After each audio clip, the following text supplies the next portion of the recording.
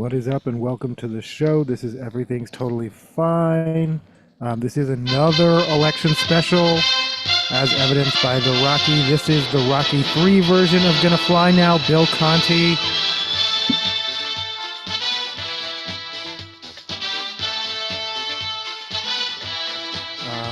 Thanks to everyone who watched the part 2, which happened to be a dog walk video. Welcome new subscribers. Again, I like to do obviously a little bit of a like, hey, welcome, and let me tell you a little bit about this channel and what we're about. So a lot of my content is like this, where I'm playing records and I'm either talking about things that are happening in the news, or sometimes it's more vloggy and talking about things that happen to myself, but definitely playing some music and talking and that kind of thing. And then a lot of my live streams are just walkabout videos similar to what I posted earlier today. I feel like, yeah, like it was both a typical video, but also kind of like a best of. Like, I'm glad a lot of people tuned in, because although it is, that type of content is literally like minutes at a time is just my dog walking. But also, you know, a variety of things. The voting is special, of course. Made it to the ballot box on time. That gave it a little bit of I don't know, at least for me, like a thriller aspect, because I honestly didn't know if I was going to make it to the ballot box on time. And this is just kind of random, but it seemed everyone in my neighborhood was unusually friendly. I mean, people are friendly to you when you have dogs, and people often comment on Duke, and in particular, of course, he gets, I say fat shame, but she was like, oh, he's so cute, but he's chunky, and I'm like, yeah, he's cute and chunky. Paluche making a special guest appearance. That's also both. He's a regular guest star. He's not a special guest star anymore. Paluche appears in enough of the videos that he's a regular guest star. He's a neighborhood dog. Typically, also in the videos, you will find someone asking me or someone, hey, do you know this dog? And I'm like, yes, I do.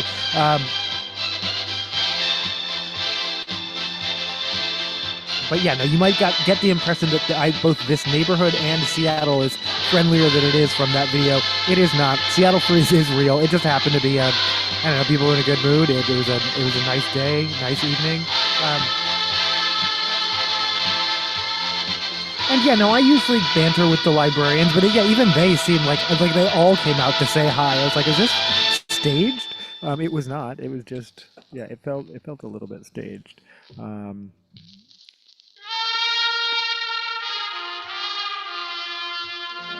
Yeah, the women doing Tai Chi and the part, like it just felt like elements of a typical episode, but all happening at once. But yeah, this channel, it's all long form. I mean, my videos start at an hour and go from there.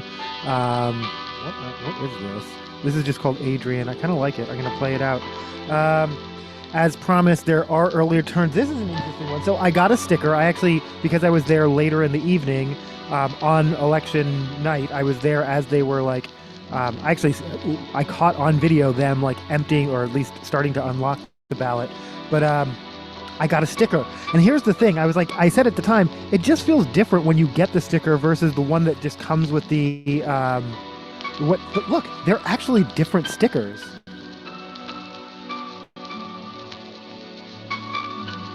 So yeah, I was happy to get the sticker, the real one. I actually voted, put it in the box on time.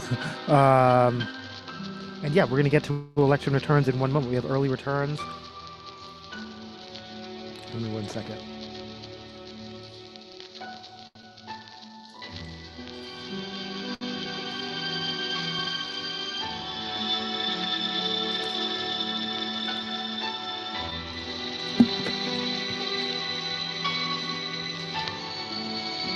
I'm already dropping shit. Okay, that was Adrian by Bill Conti off of the Rocky 3 soundtrack. Let's see what I'm going to play next.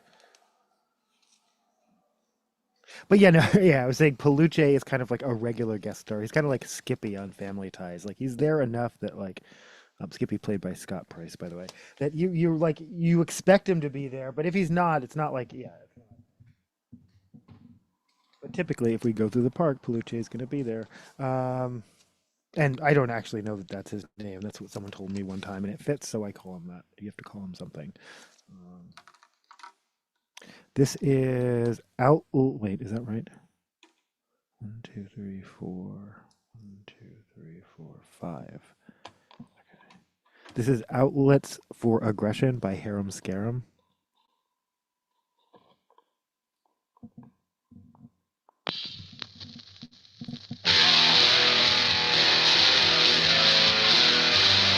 Off of The Last Light.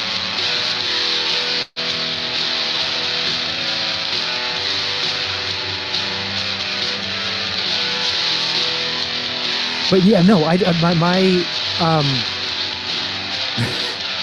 do people watch videos of me walking my dog? I don't know. And I was going to say, but as long as they keep watching them, I'll keep posting them. But actually, I'm going to keep posting them whether people watch them or not. And anyone who, longtime viewers know that.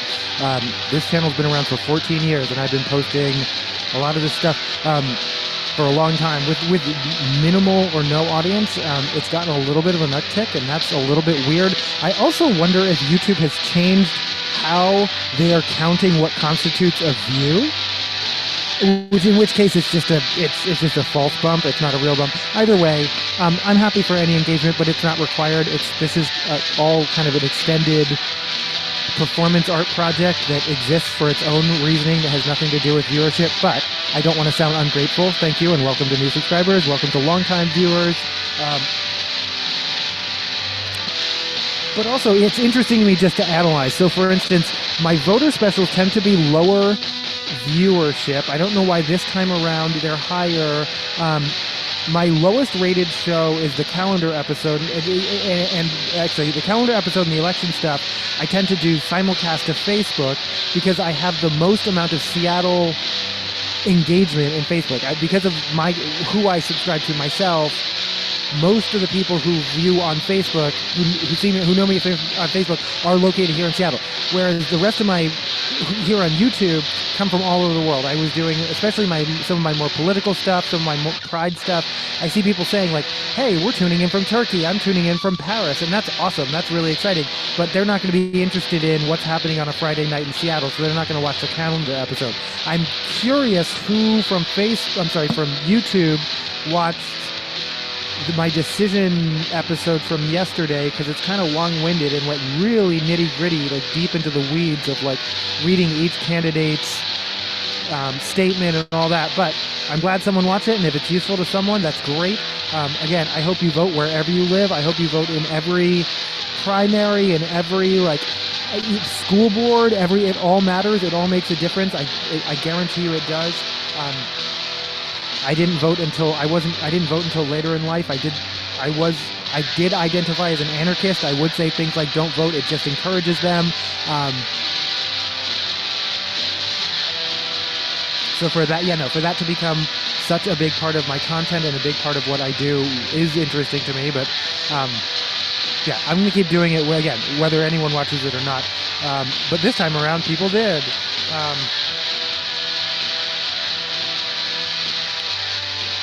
All right, we're going to look at election returns. Give me 1 second. I just need to pull up the Seattle Times.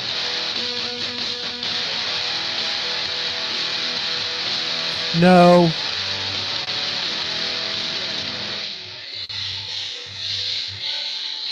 Oh.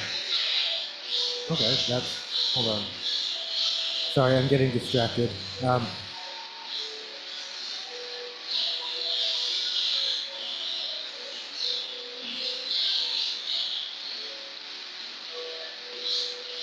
Lonnie Anderson has died.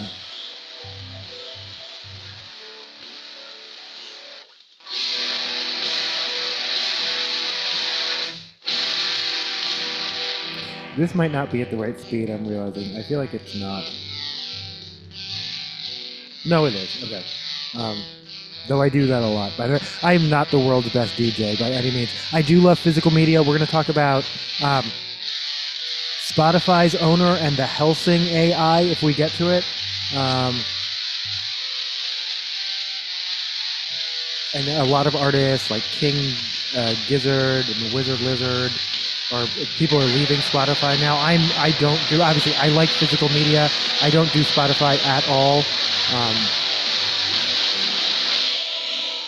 I did it for 1 year. I actually subscribed to Spotify. I was curious what if I was going to like the Wrapped Though I always felt like, isn't that just selling you back your own data to you? Like making that a feature is really just compiling your own data and then selling it back to you. Yeah, I've never liked Spotify. I tried it for a year mostly just because I wanted to see if it helped me feel closer to someone, but it didn't, and they weren't really making any efforts on their part. So, like, why am I spending this money for something I don't like or use?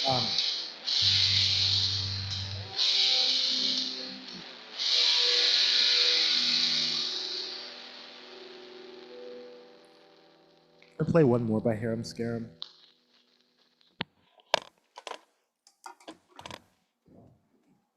San Francisco, or maybe Oakland. I don't know. Bay. We'll say Bay Area's Harem Scarum. This is from. Oh, well, no. Oh no, that's record. Yeah, this was recorded October 2003. This is Systematic Death. Oh, or not. Actually, right. I don't know what song this is, but it's whatever it is. It's whatever it is.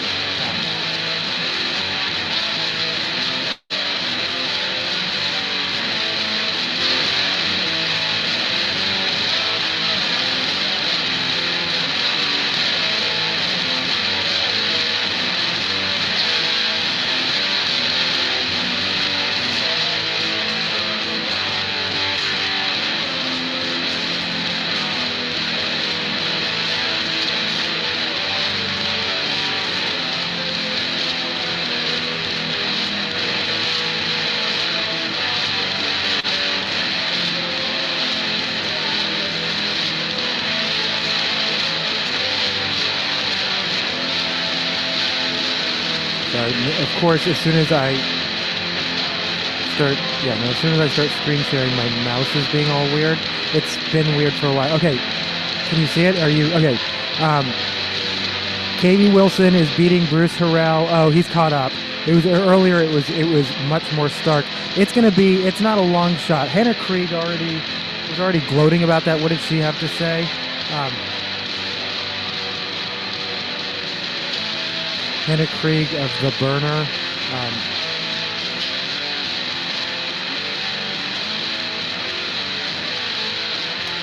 Katie Wilson's victory is so embarrassing for Pramila Jayapal, Teresa Mosqueda, MLK Labor. I'm keeping a list and laughing so hard.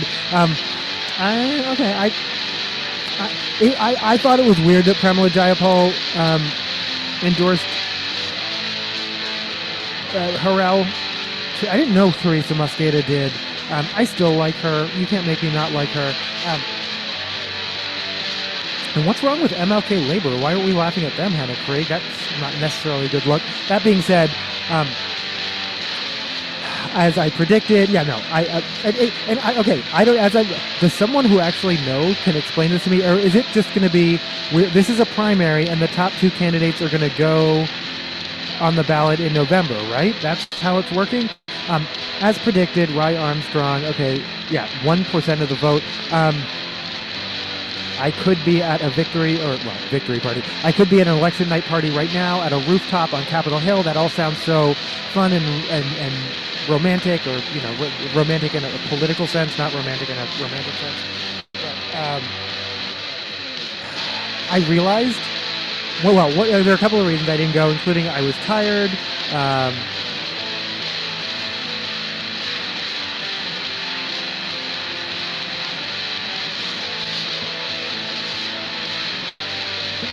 Honestly, this is actually this is kind of. I've noticed this has happened a couple times recently, where especially on the weekend, where I'm planning to do like 2 or 3 things, but then I get a bunch of views on a live stream, and that kind of like satisfies whatever it is in me that makes me want to go out and like document the world. Because I'm just like, I already got my views for tonight. I don't need more. I don't need more views. It's not about me. It really is about documenting Seattle. But it is also kind of like, all right, I got views just for walking dogs in my neighborhood. I don't need to go all the way to Capitol Hills on a weeknight. I have to be in Kent tomorrow morning, and then I have to be on Beacon Hill by noon tomorrow. Like, I have a big day tomorrow. I don't need to go out and do more stuff. But yeah, it seemed like it would kind of be fun. But I realized the only campaign parties I've ever been to were not winning parties. The first time, again, the first time I ever voted in any election, as far as I know, was 2004, and it was for John Kerry. And because I didn't know anyone else, I think I just voted for him, and I didn't even vote down the ticket. I just voted for John Kerry. Of course, as you may or may not know, he did not win. George Bush won his second term in 2004. I was shocked. I was living in Portland. It just didn't occur to me that Bush could win. It didn't occur to me. He was so unpopular among everyone I knew. But I went to this election party. It was at a venue. It was right by Union Jacks. I can't remember the name of it, but it was like all kind of old school and like wood paneling. It was big. It was cavernous. Like there was an upstairs and a downstairs, and they had TVs everywhere, and it was all decorated like red, white, and blue, but it was empty. And that was my first indication. And then as I'm walking around, it wasn't just it was empty, it was that the like people's just mood was weird. And then I actually looked at the TV and I realized, like, even though it was fairly early, Bush was winning, and Bush was winning by a lot. It was like this year when, unlike with Hillary Clinton, it was like neck and neck, and it felt like, this year, you know, obviously with Kamala Harris, it was pretty certain fairly early on Trump was going to take everything, and he did. And it was like that. Like Bush had won resoundingly. I didn't realize how much, to me, his behavior, Rudy Giuliani's behavior, all of them on 9/11 and afterward just seemed very opportunistic, but other people didn't see it that way. Other people genuinely saw them as some kind of heroes or something or whatever. The next one I went to was at Plum Bistro on Capitol Hill, and I believe it was for Nikita Oliver, and I can't remember whether it was for their campaign for mayor or for city council, because they ran for both.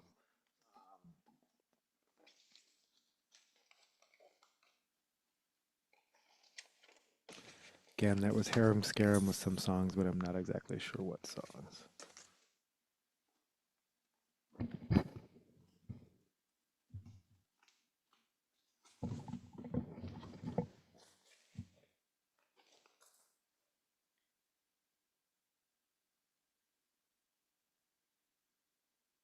This is Good Goodbye by Linkin Park featuring Pusha T and Stormzy, probably followed by Talking to Myself.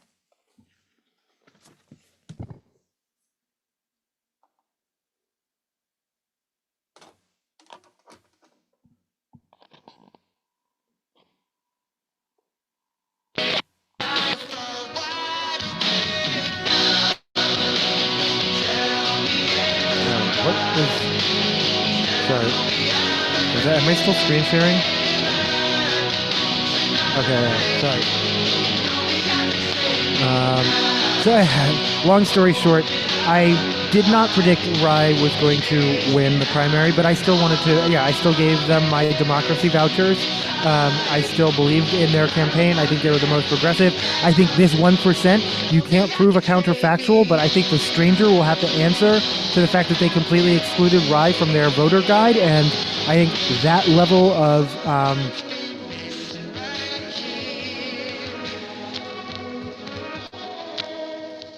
I think it would have been more than that. Joe Mallahan, whether they had said anything positive or negative, I think just excluding them altogether is just wild. Oversight or not. Joe Mallahan seemed popular in my neighborhood, so tons of signs. 4%. Isaiah Willoughby, that's the one who led with Bible quotes, because that's what Seattle needs right now. They got 400 people to agree with them. But Bruce Harrell doing okay. Katie Wilson doing pretty well. And then you'll notice write-in each of the categories. Just a reminder, and especially if you have a write-in candidate you seriously believe in, go for it. But if you just write in shit like Pee Wee Herman or whatever, that actually costs money. Like, they have to process that. They have to create like a whole, like they've got to add it, and like it costs money to write in candidates, and it's just a waste of resources. If you're not serious, just leave it blank if you don't want to vote for someone and you don't like any of the candidates. My preferred candidate, Erica Evans, over 50% of the vote. Ann Davidson, boo, bye-bye. Oreo Sullivan doing okay. Nathan Rouse doing okay. Again, I was okay with anyone but Davidson, and I had originally said anyone but Harrell, but actually that Isaiah guy seems even worse, like some kind of religious wingnut. But almost any of these people I would have been fine with, I think. Because I had only found the Google reviews.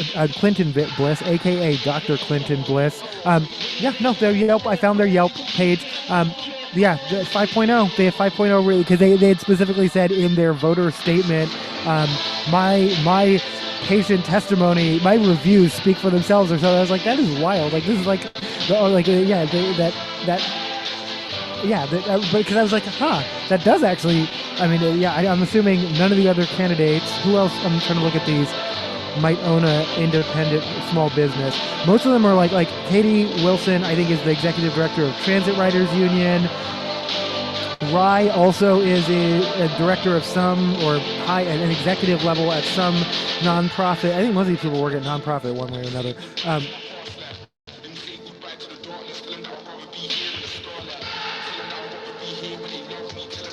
But Clinton Bliss runs a private business and as such has Yelp reviews and they're good. The Yelp and the Google reviews, the 5-star rating on both, and with hundreds of reviews. So guess they're a good doctor. Which also makes me think, 1.3 good thing you're not such a good politician because it sounds like you're a really good doctor. Let's just put it that way. Or I shouldn't say good politician. We won't know for now. I don't know if you'll keep running, but good thing you weren't such a successful politician this time around because it sounds like your patients really love you.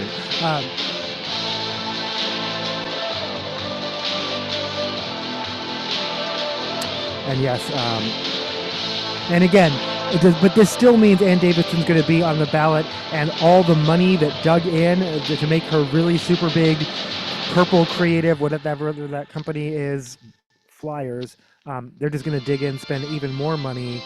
They're going to mudsling like fuck. I mean, these are just guesses, but boop, Erica Evans.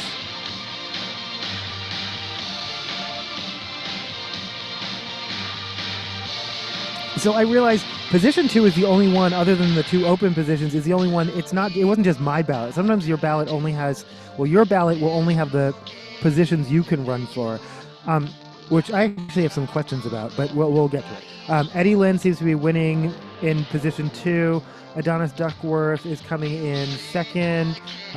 Jamie Fackler and Jeannie Chun came in. Oh, she's actually picked up.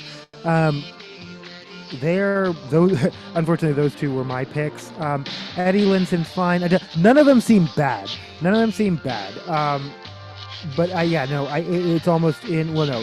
Jeannie Chun was my first choice. Jamie Fackler ended up my second choice. Adonis Duckworth my third, and Eddie Lynn my fourth. And they basically resulted in the opposite. Alexis Mercedes Rink, I actually bubbled in for, then crossed it out and voted for Cooper Hall. Because I really like their hyper-progressive, unapologetically progressive candidacy, and I'm glad that they got over 1,000 votes, and I'm glad that I'm one of them. My ballot is just getting to the place right now. It's not. I will be the late results that will boost some of these candidates over the edge or shift some of these numbers.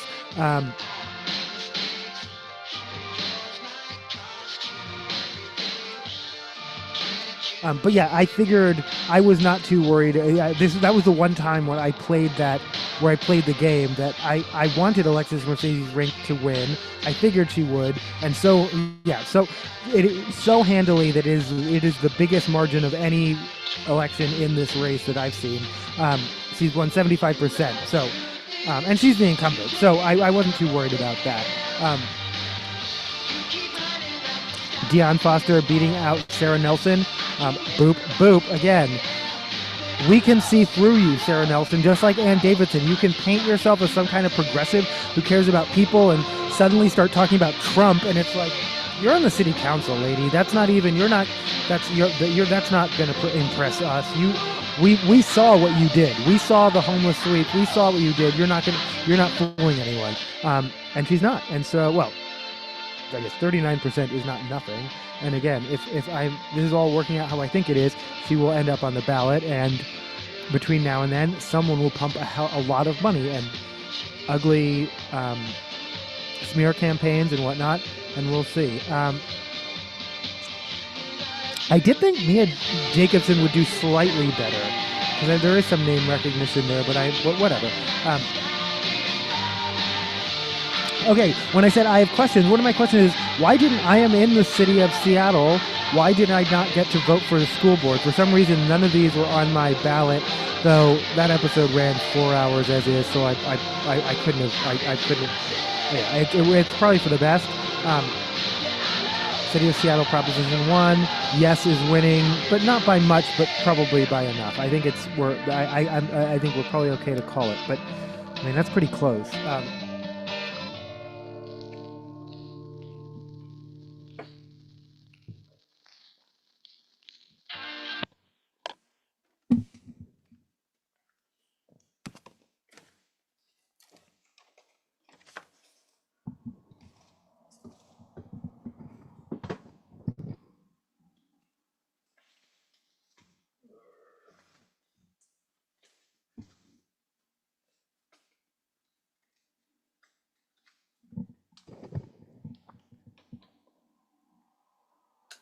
So I mentioned last night that What Does the Fox Say is trending again, and I mentioned in passing that Patience and Prudence, Tonight You Belong to Me has also. I mean, I love how cyclical, that modern music is. I mean, the internet is turning into what my channel has always been, and I hope someday someone does the excavation and discovers like I was always doing it, but like playing rap back to back with like 50s music, back to back with like whatever.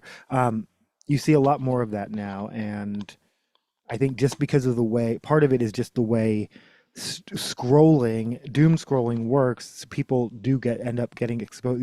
People feel much more comfortable with like a variety of musical mood shifts. That feels more normal than it would have in the past, where DJs were more careful to like ease you from one mood to another. Like if we're going to play some easy listening and then go into more power ballads and then go into more like rock, you know what I mean? Or however you did it.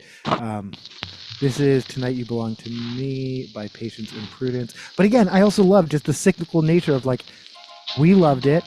Well, someone loved it in the 50s. I wasn't there. And then someone revived it for some movie soundtrack or something. And then someone else revived it. And someone else found it on some, I don't know, found it in a 7-inch bin. And then it ends up on Instagram. And suddenly Connie Francis is like being celebrated for songs she didn't even remember recording. Although I did end up playing this last night. I don't care. I'm gonna play "You're Gonna Get Along Without You Now," which I probably also played.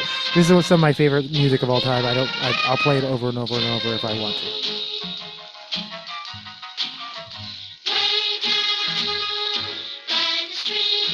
But yeah, okay. Democracy vouchers. I'm gonna pop up.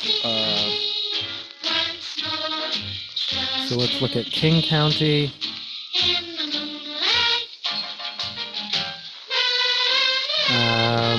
Girmay Zahile is leading by at least 10% over Claudia Balducci, but she's in second. I don't really know who any of the other people are, so that's kind of all I care about. I figured they would be the ones who are on the ballot, and they will be. I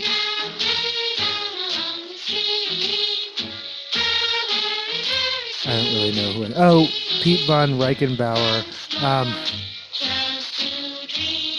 Only because there is a von Reichenbauer way in Federal Way? Federal Way.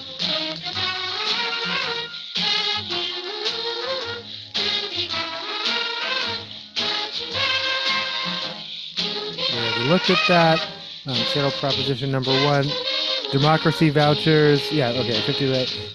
The Parks Levy. Oh, wow. Approved. Yeah, I don't know. I always joke about this. We love to tax ourselves. Approved 70%. I was confused why I didn't get the school board votes, but I'm not in the Shoreline School District.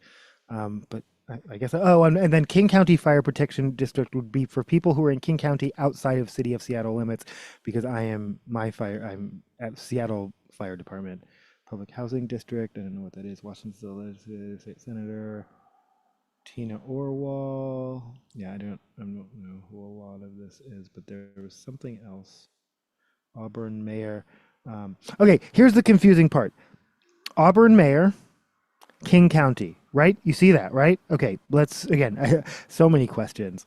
Auburn Mayor, City of Auburn, and then Bellevue, Black Diamond, Burien, Union Claw, Federal Way.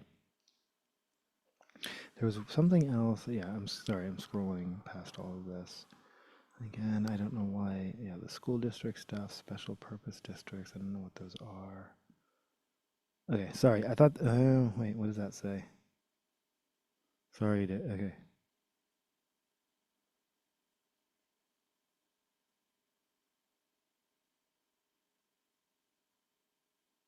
Wait. Is this? Did we just vote? What was that? I don't know why I'm like thinking. I'm acting like this is a primary. Is this not a primary? Did we just vote? Did she just win? Me when I don't even know what I voted for. um, Either way, fuck yeah, no. I hope so because if that I can live with these results.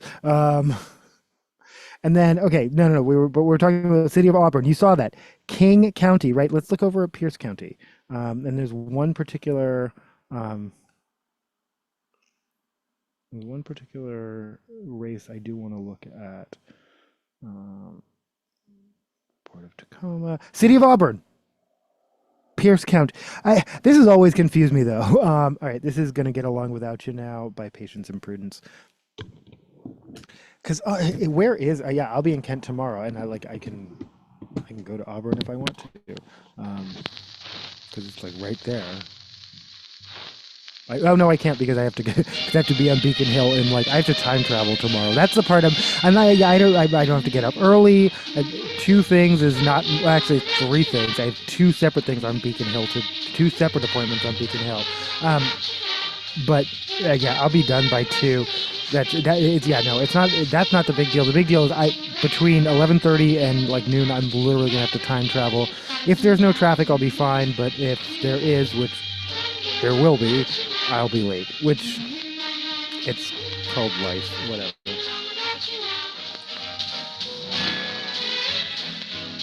I actually like this song better than "You Belong to Me." And yeah, no, like I said, I need to get the full album. Um,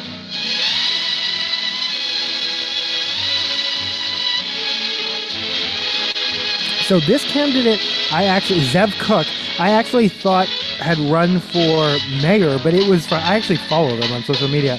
But they were running for um,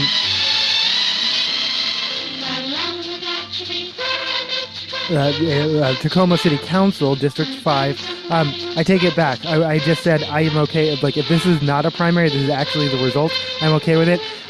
I would love if this were, yeah, in this case, I hope it is a ranked choice kind of thing, and that the top 2 go to the ballot in November, because I hope Zev Cook is still in it because they are awesome. Very young.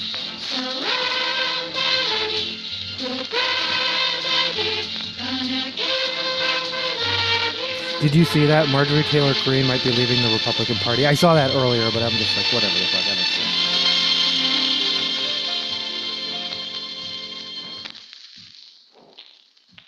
I can't vote in Tacoma, but if I could, I would.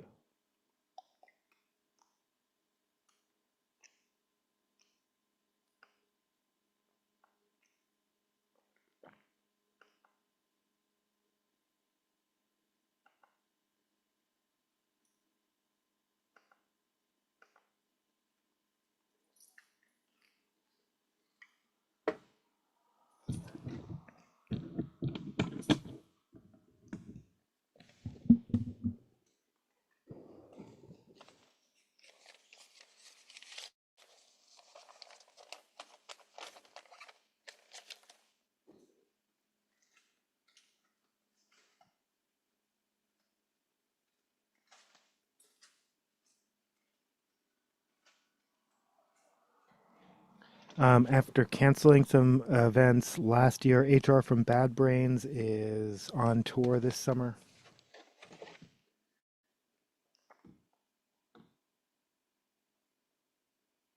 This is the regulator followed by band in DC.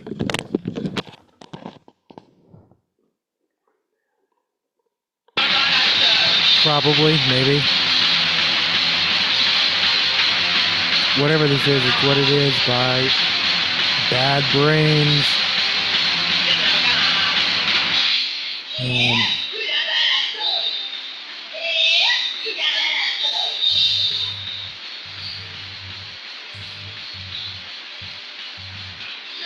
And, I was already rambling about what I have to do tomorrow. Today, I had a 4.5 hour, actually, no, I'm sorry, a 3.5 hour meeting. I realized the first hour was actually an orientation for new members, and I was so thankful. Like, I got up, I was already, like, I had my Zoom set up, I'm, like, in my, like, workflows, and then I opened the Zoom link and it said, like, the first hour is optional for a long like, if you're not a new member.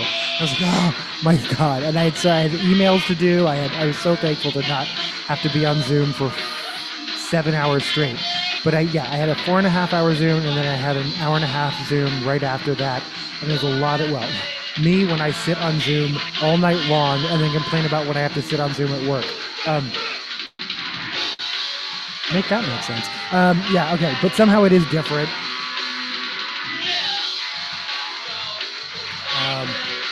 At some point, a guy, I'm sorry.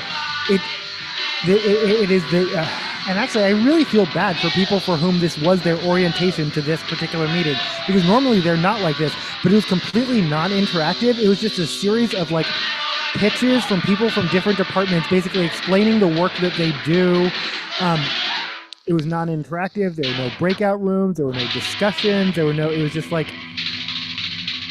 it was just being talked at for hours and hours, and it was like, it was brutal. It was actually pretty brutal. And again, I like these people. What they were talking about is important.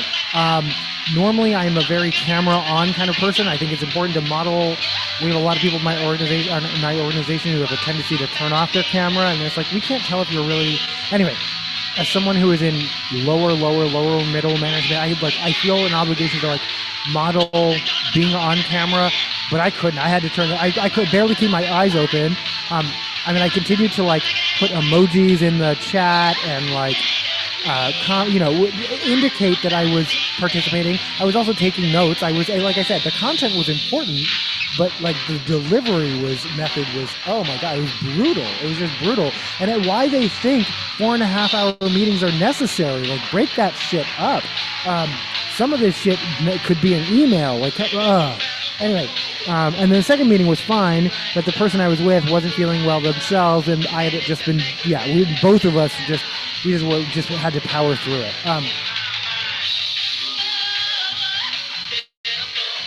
At one point during the first Zoom, a guy said finger pits when he meant fingertips, and I can't unhear that. I don't know why, but now I want finger pits to be a thing.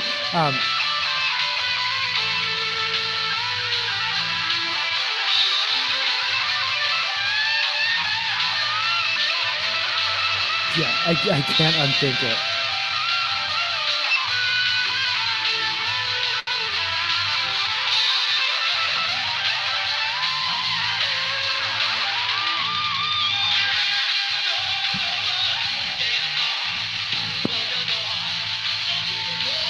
I'm going to do, so normally I do my library segment later in the show because it is pretty niche content, but let's just mix it up. I'm going to play one more by Bad Brains and then we'll...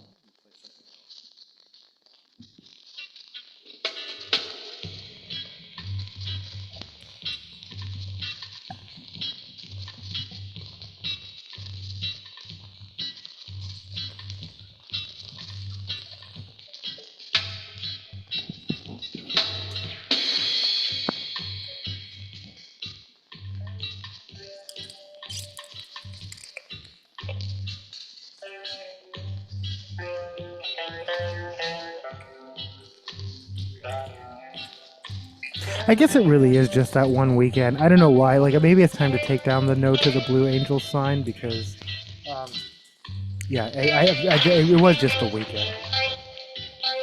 And I can live with that. I talk a lot about the library because I love the library. I'm glad to have actually, like, live streamed into to the library today. I can't imagine. Oh, maybe it's the first time I've live streamed from the library. I've definitely posted video from the library, but shout out to the awesome people at the New Holly branch in particular.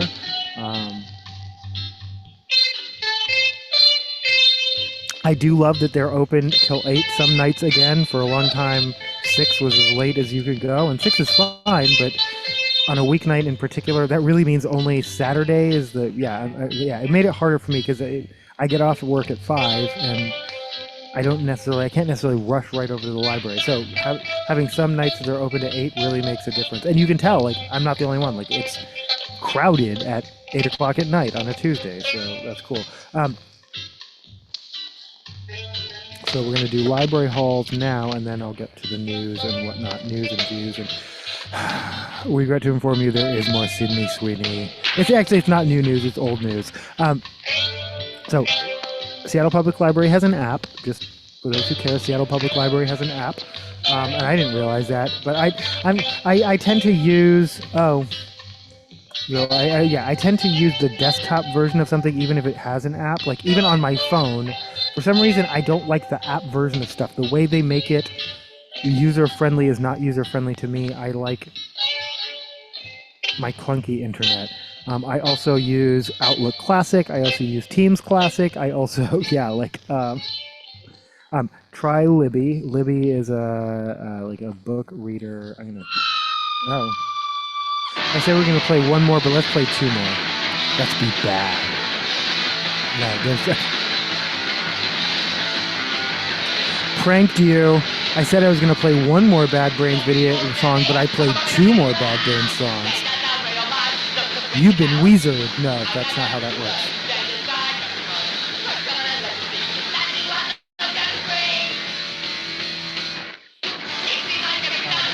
And then, as I often like to talk about things that you can it's not just books, but you can get Narcan at the library. You can get instructions on how to use Narcan, and never let someone sleep it off. You got fentanyl test strips. You get instructions on how to get. I realized I didn't have this, and that's important. I should probably have the instructions, because I don't even know how to use fentanyl test strips. You can get subscriptions to. Not subscriptions, but you can get access to magazines and newspapers that are behind a paywall through the library. You can log in. So, for instance, if there's a New York Times article you want to read and it's behind a paywall, I want to say somewhere between 400 and 500 magazines, and it's all syndicated. So it's probably true of your library too, not just Seattle. But you can.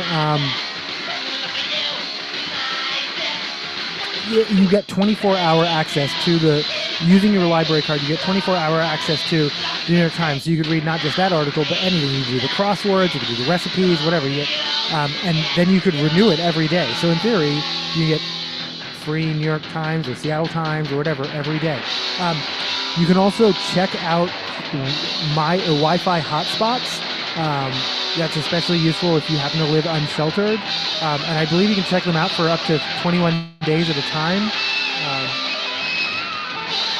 And oftentimes you can renew up to 3 times as long as someone else doesn't need it. So that's 63 days. So that is 2 months of internet.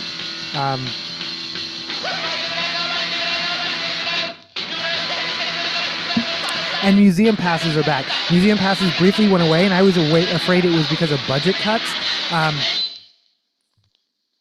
And it wasn't. It was because the company that they used to... You can get museum passes, but it's not just like free and easy. It's kind of competitive, and it's like first come, first serve. There are only so many passes. They're only for certain times and dates. It's not as flexible as it used to be. And the company that used to officiate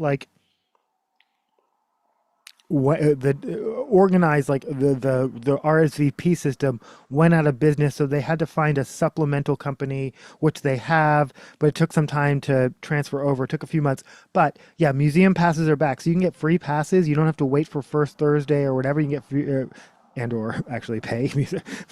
Some people actually pay for museums. Who does that? No, I'm kidding. If you can afford to, please support the arts.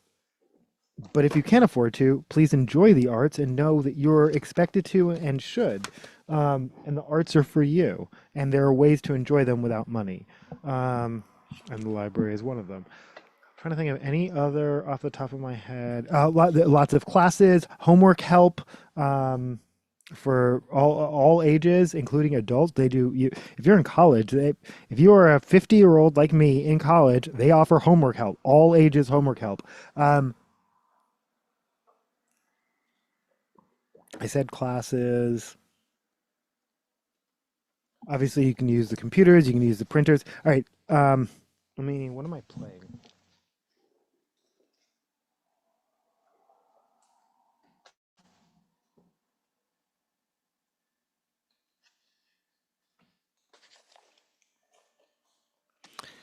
This is something off of BSCBR. This is Fairies Wear Boots off of BSCBR. It's like a cover band supergroup, but I forgot. Off of Master of Rehearsal, but I forgot who's in it.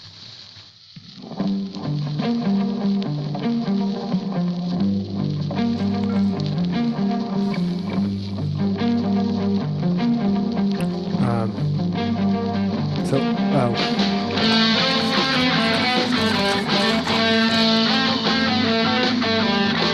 Origami. I've been really into origami. I might do some origami on the episode, especially if someone asks me to. But yeah, I've been really into origami.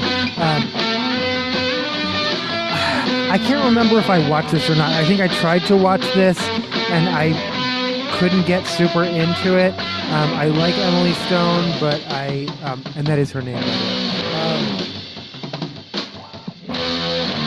But yeah, I don't think I liked this too much.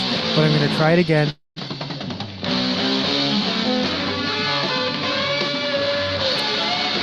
Beetlegeist, because I got Beetlejuice, and I was like, oh, I don't think I remember Beetlejuice.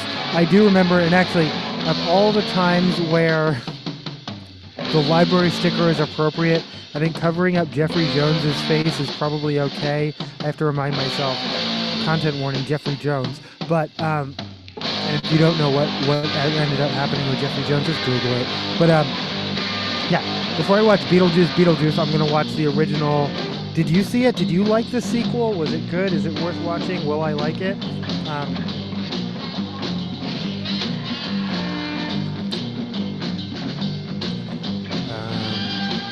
Meet the New Face of Tranquility. I've always liked this cover, and I don't know anything about this show. I'll let you know. That's Laura Dern, obviously.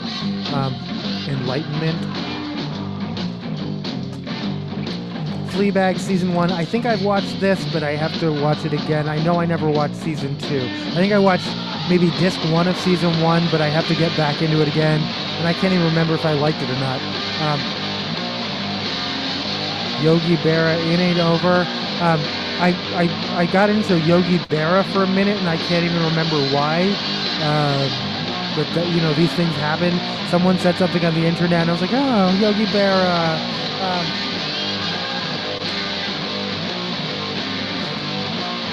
You can observe a lot by watching. That's just a great title.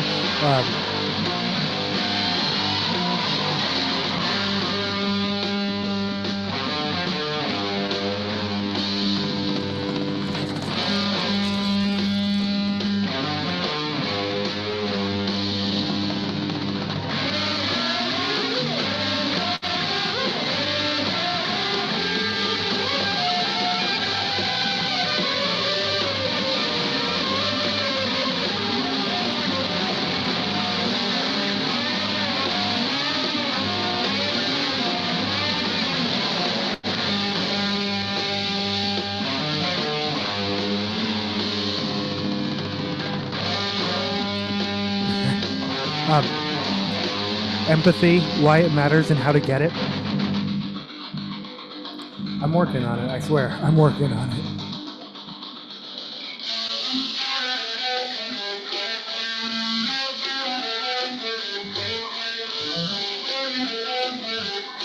This author was recently interviewed on NPR. Tacky Love Letters to the Worst Culture We Have to Offer by Rax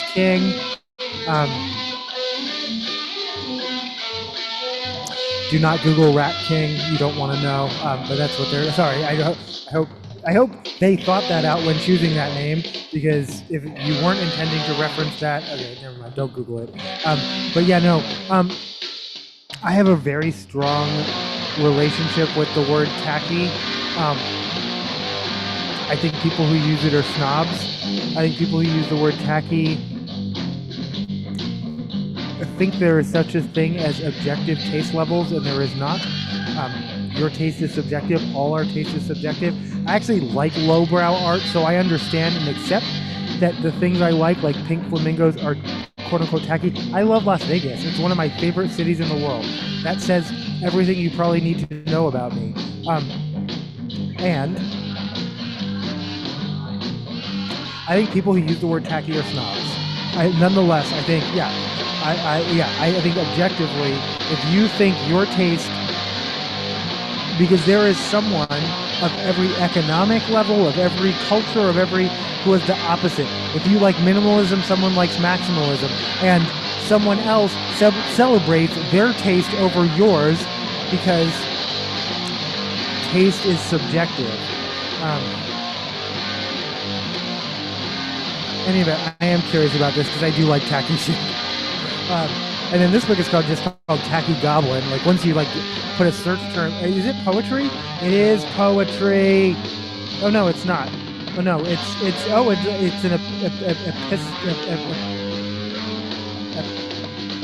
you know the word I'm trying to say, written in letter form. Oh, what the fuck just happened there? Oh, I know what happened there. Sorry. It's not. It wasn't the end of the song, but my record player has a weird thing after several DIY fixes where it won't play 7 inches till the end. Epistolary? Well, I'm making this up. What is the name of a story written in letter form? Epistolary. I said okay. I said it right. Um, Tacky Goblin. Fully, again, I've already talked about my job enough, and I love everyone at my job, but also, if you happen to ever be here from my job, please keep scrolling. This isn't for you. This content isn't for you. I know at least one person who I met with today has found this channel, but they never mentioned it again. That was years ago, and they never mentioned it again.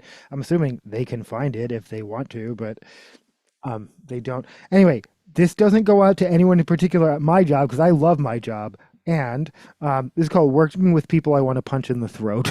Also, don't do violence. Violence is bad, but also, yeah.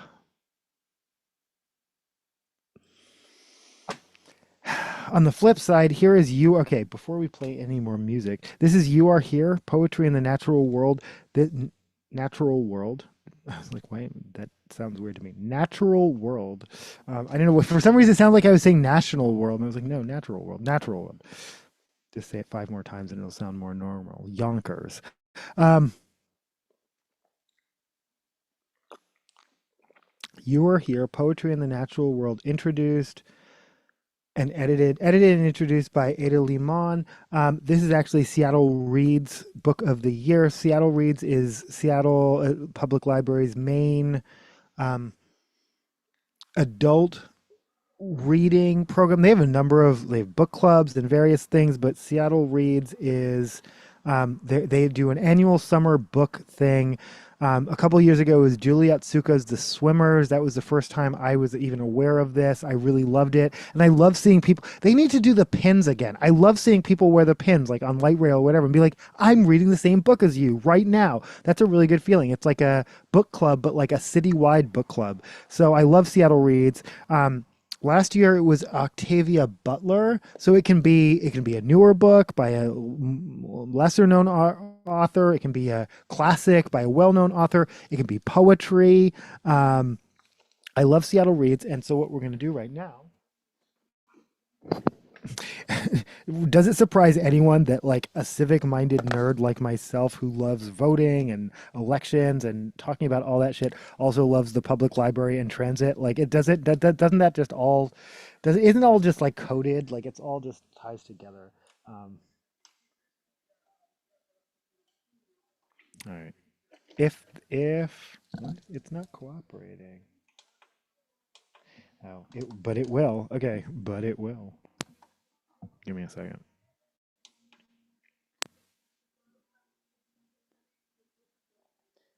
Someone's listening to some pretty good rap outside. I can't hear it. I really can't. I don't think you can hear it because.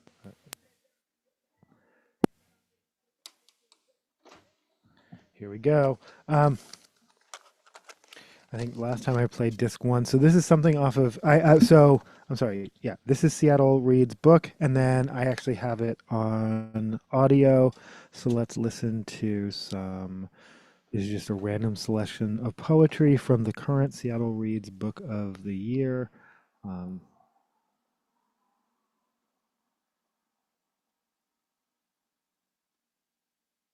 if I can figure out what if they say the name of the I can't remember. I think they say the name of the poem at the beginning, and then I'll try and find it in the book. Carolyn Porcher, Night Shift in the Home for Convalescents. There is much in this drawer that is no longer in use. A notebook with ribbon to mark passages, once of some importance.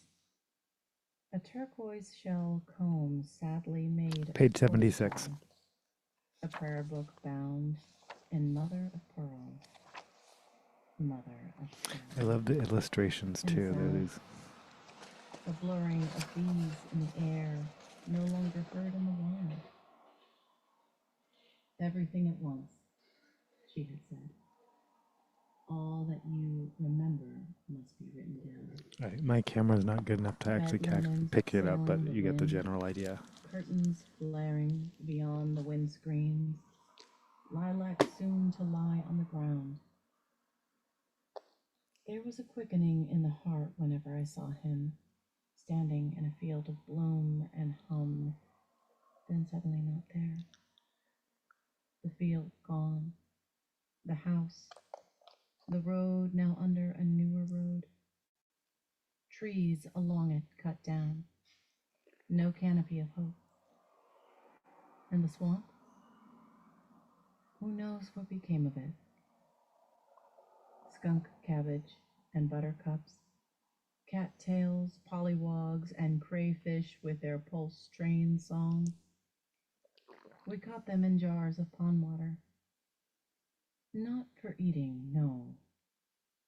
To watch them live. Wash your mother's clothes one last time and put them away. Like wrapping a scoop of snow in tissue paper.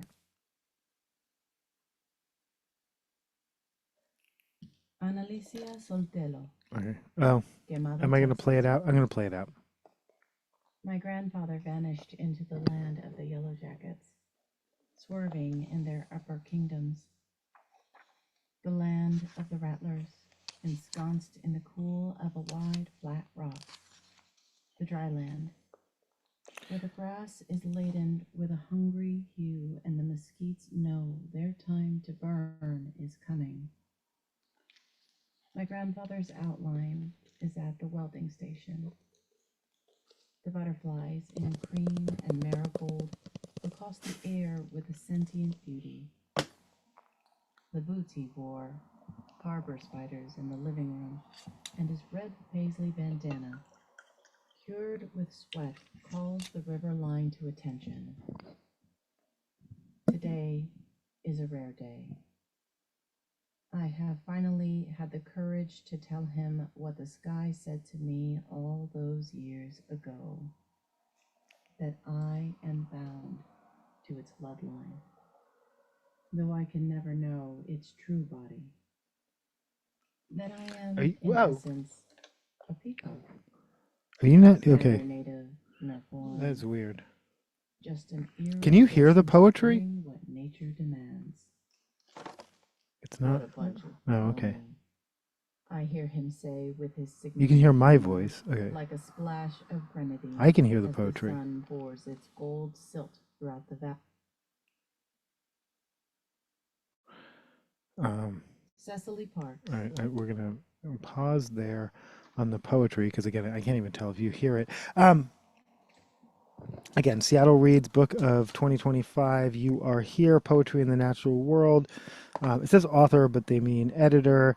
The 24th Poet Laureate of the United States, Ada Limon redefines natural poetry through 50 unpublished poems by notable poets, including people. Each poem engages the author's local landscapes from national parks to urban settings, showcasing diverse voices and intimate connections to the environment. This collection challenges traditional views of nature, offering a joyful and urgent reimagining of what nature and poetry mean today, inviting readers to experience them anew. Um, what's weird is it says genre fiction category poetry. I generally almost automatically think of poetry as nonfiction. It's not always. Poems definitely can be fiction. Well, I guess, no, I guess that's it. I don't think of poetry as automatically one or the other. It is a category that defies that categorization, right? Because people write very intimate, very detailed, very, very, very true by specific markers in the poem. You know it's true, stories about their own life. And then people completely make up fanciful things that poetry about things that couldn't even happen in the real world. Like, but yeah, no, people write poetry about lots of things. But that's but it's weird that they automatically categorize it as fiction.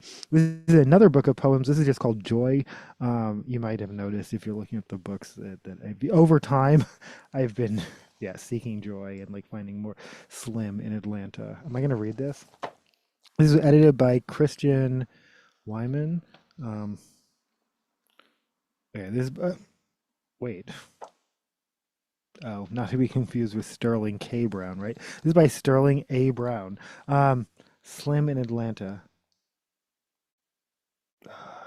Me, when I start to read a poem and then I'm like, this is why I don't read poems, especially one I've never read before. It jumped out. It opened to me. First of all, is it too long? No, it is not. Okay. Because sometimes I start reading, I'm like, oh, this goes on for 5 pages. Down in Atlanta, the white folks got laws for to keep all the niggers from laughing outdoors. Hope to God I may die. If I ain't speaking truth, make the niggers do the laughing. I kind of feel like I'm not the person to read this, even though technically I am technically I am black. I'm allowed to. But no, I definitely don't have an Atlanta accent, and that's not my place. And it's written in that accent. Okay, I'm not reading this poem. I'm not reading wedding poem, C major. Translated from Swedish. Probably not my place to read that one either. This one's nice and short. Eyes by Ted Hughes. Let's go there. Weeping in the wind of chloroform, and the tractor streaming with sweat, raging and trembling and rejoicing. Sometimes that's all you need. Sometimes that's a whole poem. It's not a haiku. It's just a poem. The like descriptor and the explainer about who he is and the author is like considerably longer than his poem, and that's okay. Moving on. Let's see. What am I playing? Am I? Let's play. Yeah, no, I played the B side. Let's play the A side. This is Sweet Leaf by. All right, I lost it. Oh, here it is. It's called. What are they called? Oh.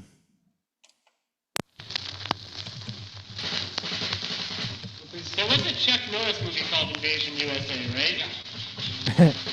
It's called BSCBR Master of Rehearsal. This is like a Black Sabbath cover band.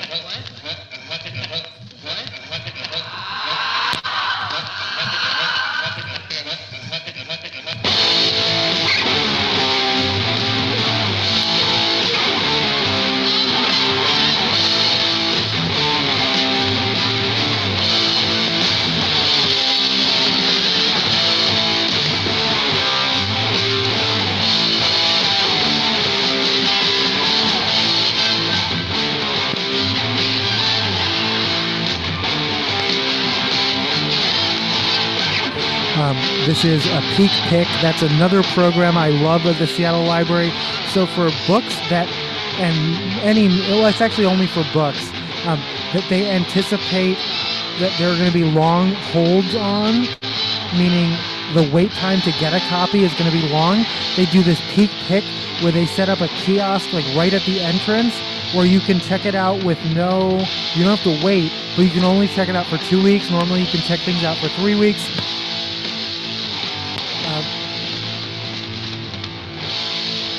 And it lets like the most popular, the current bestsellers and things. First of all, it gives them an excuse to put them all on a display at the front of the library, but also it makes it so that people like me who are keeping up on like what books are coming out and being published don't just run up the list of a book that's on order that hasn't even arrived yet that like 300 people want copies of, and then it's going to be like 6 months from now, but a casual reader has a right to like, oh, I just heard about it. Anyway, I love the Peak Picks. They probably started this, I want to say 2017, 18, 19. In case it's not obvious, this entire episode has turned into my love letter to the Seattle Public Library. I love the public library. The new Holly branch, my branch, is currently celebrating its 25th year. Anyway, this is a Peak Pick. It is a winner of the Nobel Prize. This is We Do Not Part, a novel by Han Kang. Sorry.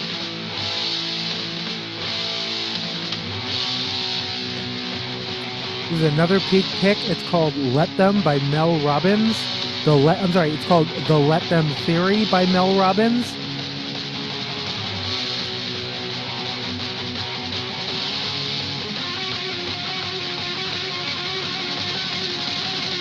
The life-changing tool that millions of people can't stop talking about. In 1 week, my life has become so much easier. Radically changed my life. I refuse to live any differently. Immeasurable freedom in my relationships. A true light bulb moment. That's a lot. I know who Mel Robbins is, but I don't know who Mel Robbins is. I feel like Mel Robbins did something I don't like a while back, and I've forgotten, so it's kind of like all is forgiven.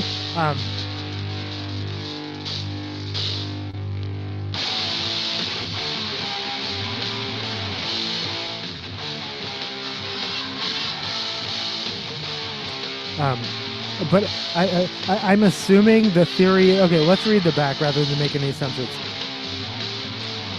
2 simple words will change how you think about your entire life.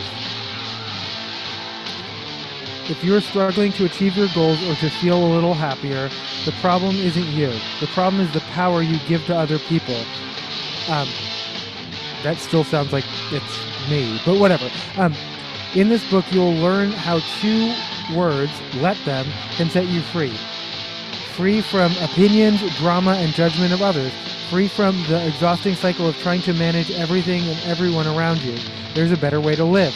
But wait, what if you're in management, though? This definitely isn't like, you're not going to find this on the like business shelf. This is like relationships, but also, I like that she actually put her signature on the back. I don't know why that's just a good detail for like book design. There is a better way to live. I also like, it's not a bunch of fine print. They just use really bolded, like, what I think the let them is just like use bold print. Like that's actually the let them theory. Is a proven method that teaches you how to protect your time and energy and focus on what matters to you. You spent too long chasing approval, managing other people's happiness, and letting their opinions hold you back.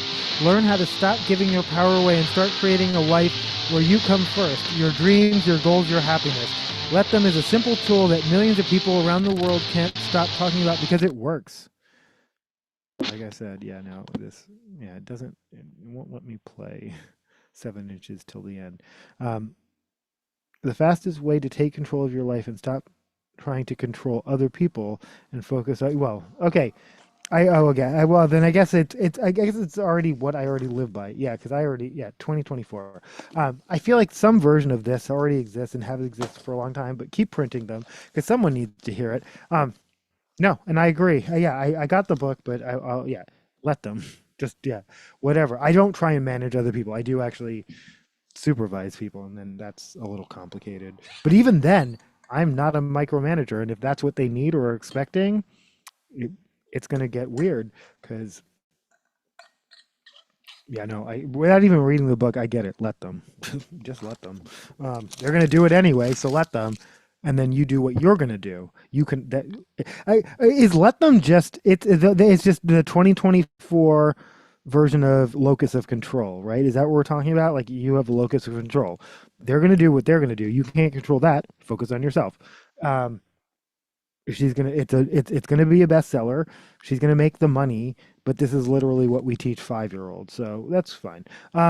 Monster: How a gang of predatory lenders and Wall Street bankers fleeced America and spawned a global crisis. I mean, yeah.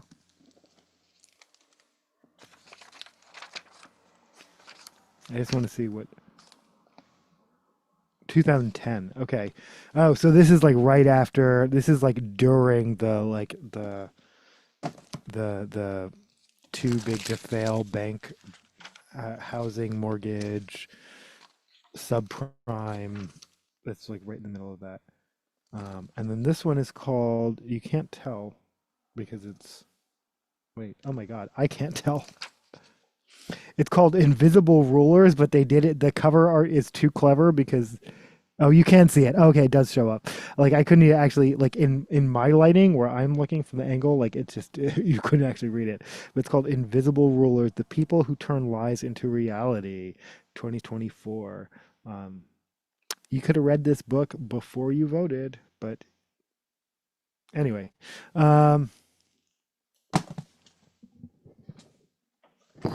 I got two more for you. Mind-blowing magic tricks for everyone. Actually saw this on someone else's. What's weird? It was adjacent to mine, and I thought it was mine. I was like, that looks like something I would have taken out, but I hadn't. And so then I just put it on my hold list, and then I got my copy. Magic. Modular mind-blowing origami. I'm confused because this seems to involve cutting, and that's not origami. My understanding of origami, but my understanding of origami is probably permeable, and that's okay. And the other thing, if you watched the live stream as I went to vote and then go to the library, one of the things I was going to do was put up posters, but someone had put them all up. So yeah, if you're in this particular neighborhood, come clean up the park on. We're going to stick with the theme of covers for right now. Saturday, August 9th, from 10 to 12. They give you the buckets, they give you the little grabber things. I can't remember if they gave you gloves or I brought my own, but oh, okay. I grabbed the wrong thing, and that's okay. Oh, Mayday Parade.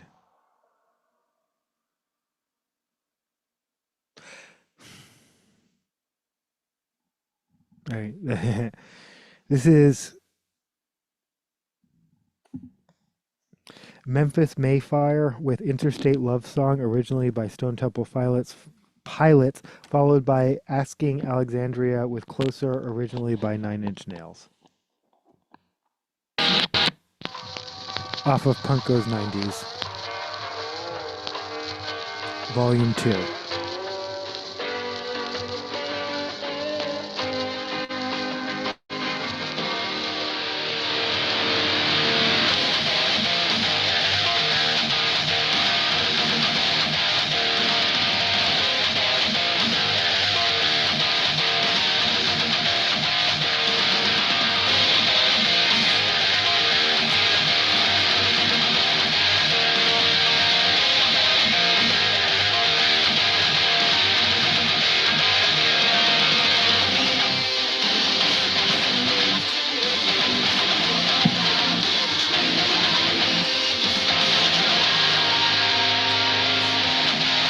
There are like books all over the floor. Okay.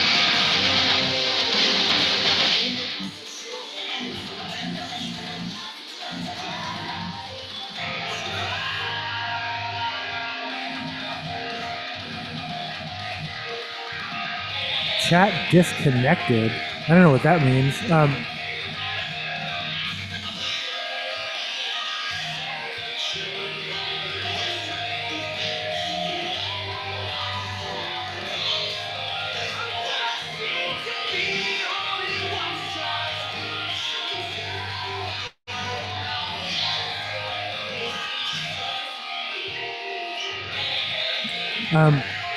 There have been 3 shootings in Seattle in less than a week.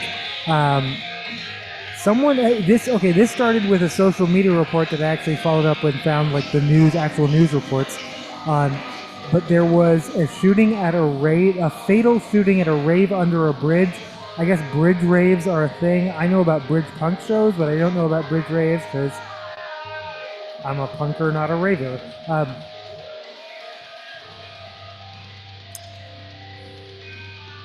I'm sorry, not to smile and like get all nostalgic while talking about people being shot. All right, yeah, and I'm not gonna go there. But yeah, no. Well, anyway.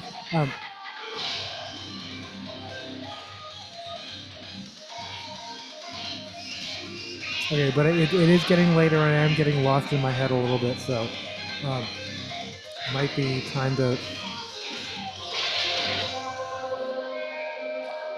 And then, but yeah, no, the same person who originally posted about like we should stop these bridge raves. But yeah, no, all the yeah. If your security is shitty, you should stop those bridge raves because you're gonna ruin it for everyone. Because punk kids do shows under those bridges too. But now, Seattle Police Department Chief Sean Barnes' attention has been grabbed, talking about these unauthorized, unpermitted events. Yeah, as long as they're safe, Seattle Police isn't even going to notice them. There's a cover of Closer by Asking Alexandria, originally by 9 Inch Nails.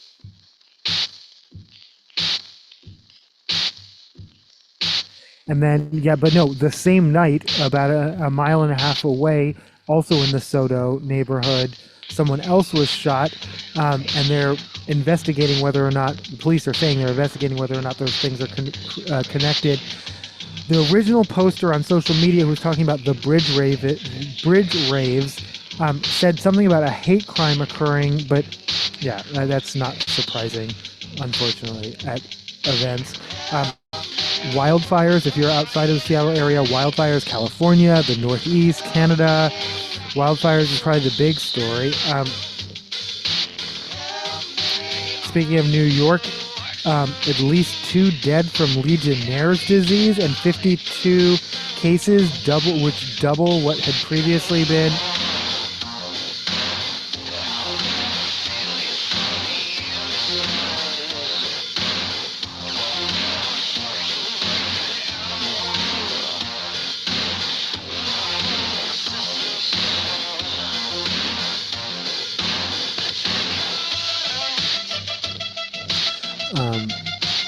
Meanwhile, here in the Northwest, 7 cases of tuberculosis have been so far at the Northwest Detention Center. ICE has no comment. Like, you're warehousing people in unsafe conditions, but you have no comment, right? And why should they? With no one, there's no follow-up. There's no.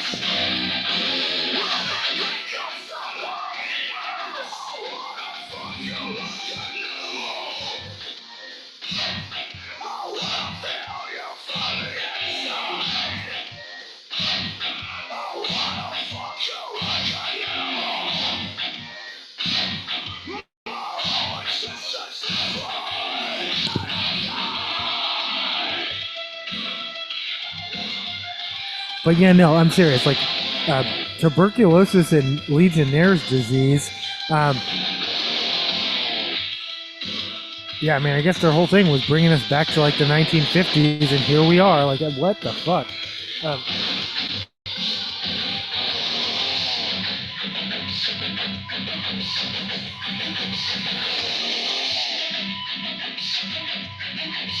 Oh yeah, no, we talked about this. Like, yeah, I teased this story anyway. Spotify chairman Daniel Ek. It was revealed investing in Helsing AI, which is specifically like a military, like using AI to like attack people. Several artists, including King Gizzard and others, leaving Spotify. I want to go to a social media post that I saw.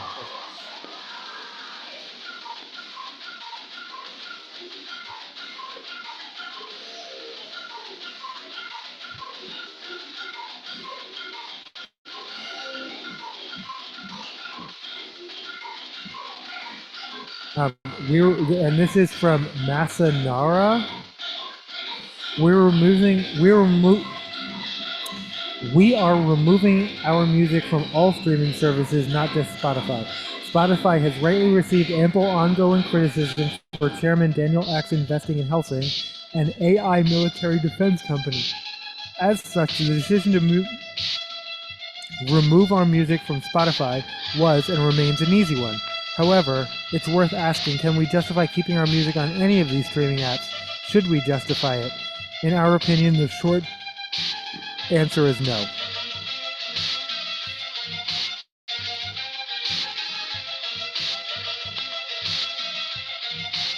The long answer is Apple Music, Tidal, Deezer, Pandora, YouTube Music. Pandora? Really? We can't have any nice things? Pandora is always like, I'm like, remember when it was like Pandora versus Spotify? Like that was actually a thing for years. It wasn't like you're like, oh wow, I haven't even thought about Pandora in years, right? Remember when it was like for years, it was like a who's gonna win? It was a war. But yeah, no. And then after that, I got into Pandora just because I was like, they're the alternative. Does Bandcamp count as a streaming service? And if it consider Bandcamp. Like, I would love to see like super mainstream bands on Bandcamp. I probably all the bands on Bandcamp that would like drown out would not like to see that, and I probably need to like think that through before I encourage something like that to happen. But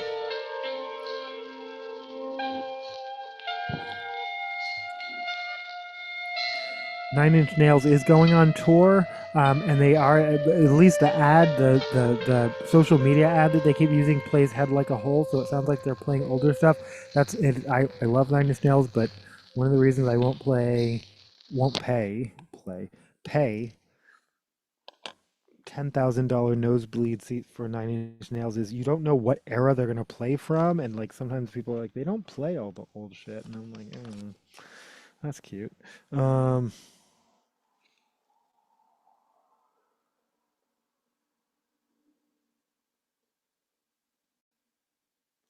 This is Falling in Reverse with Gangsta's Paradise. I always like think I'm not going to. Oh shit! I'm not going to. Okay, I was going to play something else, but I'm not going to.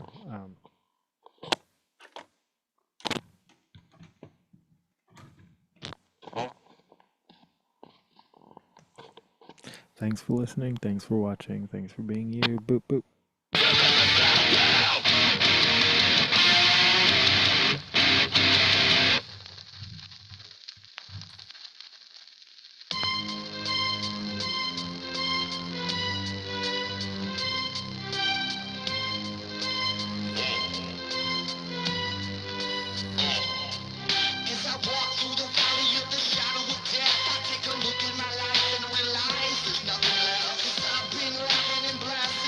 Yeah, anyway, all these companies, Apple Music, Tidal, Deezer, Pandora, YouTube Music, and the rest are all owned by corporations that either directly profit from corporations with U.S. Department of Defense or invest in companies that have such contracts.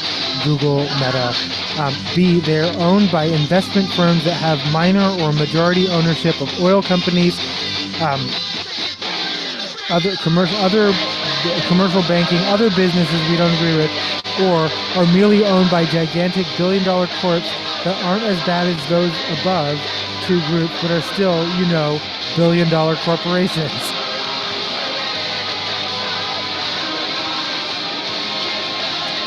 Again, how about Bandcamp? Are we okay? I don't know who owns them though.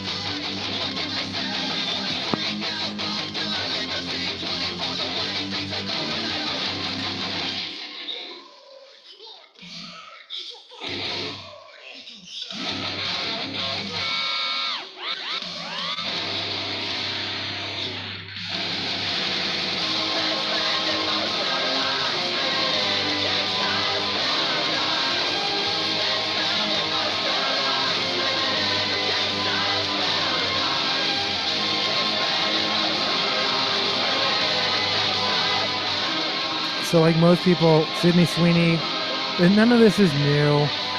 Apparently, and I actually remember this, and I gave her a pass on this. But this is like the whole thing is like, why do you give someone a pass when they tell you who they are the first time? And again, who your family is not, you're not responsible for who your family is. But she posted on her social media account pictures from a party. It was her mom's 60th. And some people had Blue Lives Matter hat, and some people had MAGA hats, or whatever, gear, whatever.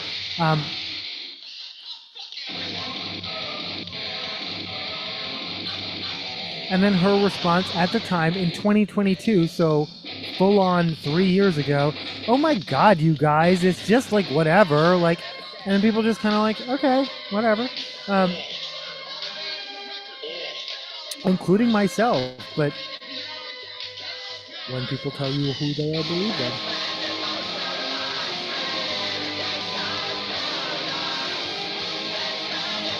And again, you can vote for whoever you want. You can be part of any political party you want.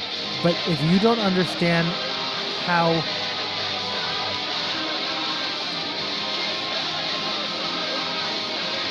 the policies you support affect other people, and you just think supporting those policies are neutral, they're not. They affect other people. And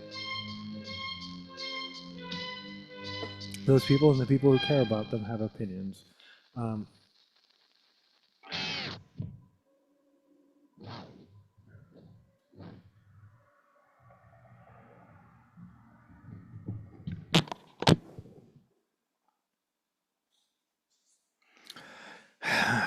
The blackface Labubu lady says she doesn't have any racist bones. My friend, who I actually met with today, dem racist bones. And even, Sujia was like, who again brought the receipts from like years ago where she was talking about Asians and like eating animals and like, eating animals is fine, but eating animals that we don't eat in Western culture. She was making racist jokes years ago. Oh, actually, it wasn't years ago. It was in June. But basically, if you're acting surprised that she's acting out now, we're talking about the racist KSI Labubu lady. Don't be. And again, even Sujio was like, maybe it's not in your bones, maybe it's in your heart. Yeah, no, dem racist bones will get you every time. I don't have a racist bone in my body. Here's the thing. When you say that, that tells me you speak to your whole frame of reference are other people who only ever talk about racist bones. Like, no one who actually believes racism is real and takes it seriously ever uses that phrase. That phrase is a red flag. Just FYI. Hope this helps.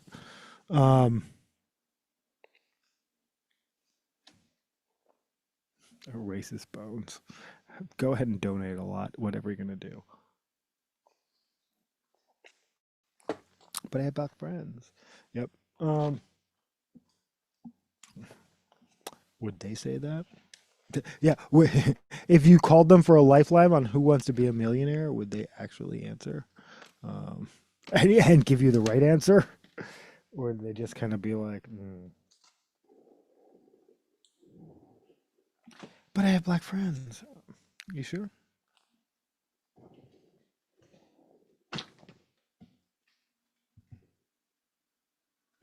Because a lot of us will smile to your face. A lot of us will smile to your face.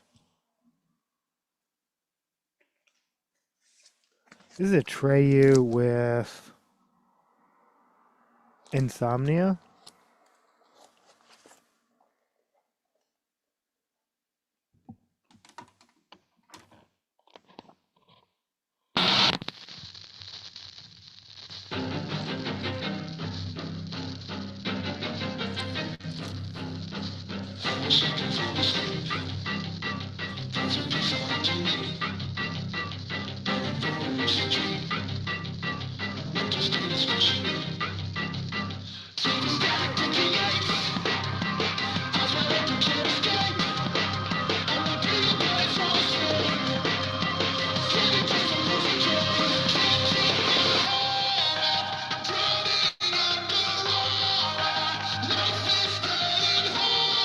Oh my God.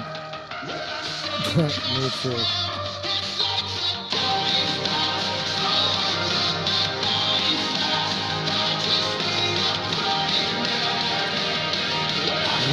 Shit. Oh my God. What? Sorry, my. Oh, it's really wilding out right now. Okay.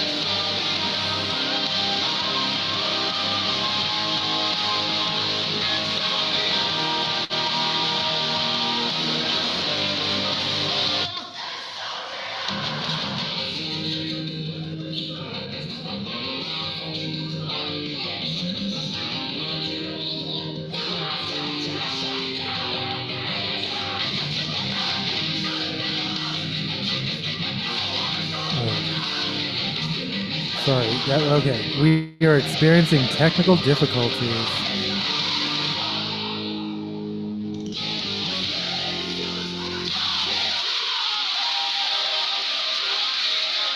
I like when they make me watch an ad on my own show.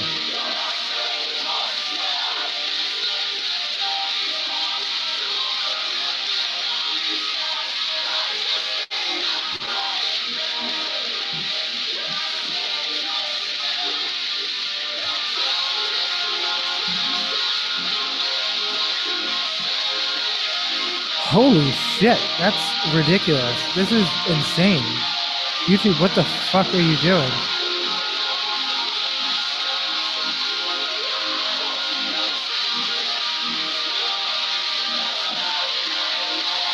Oh my God. Okay. Sorry, we are really experiencing technical difficulties. Oh my God. What the fuck?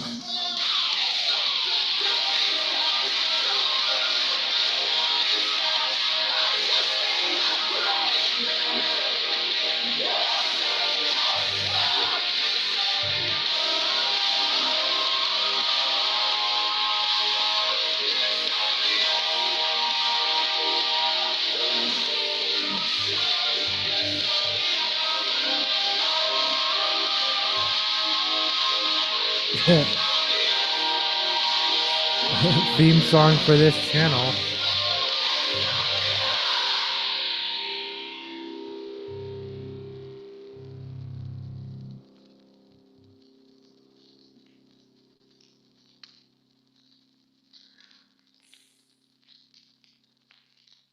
I'm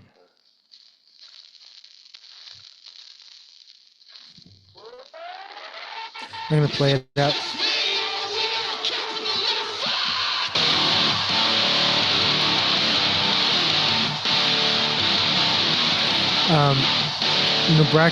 Nebraska Congressman Mike Flood GOP Congressman Mike Flood heckled at his own town hall while praising Trump's big ugly bill.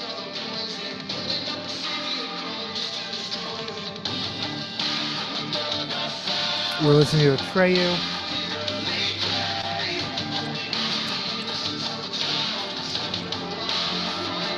This is capital F.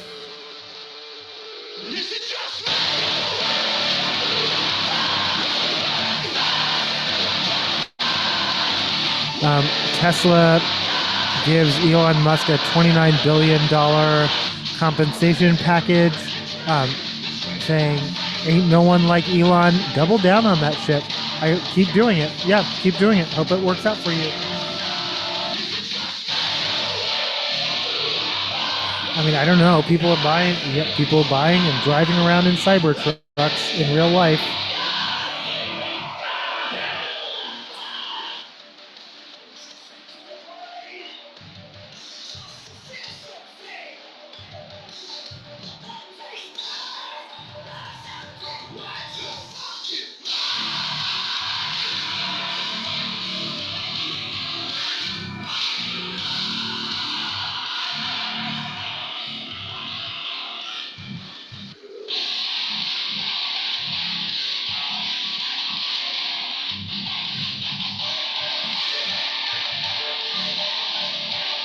All right, I'll be back in 1 second, maybe. Yeah, 1 second.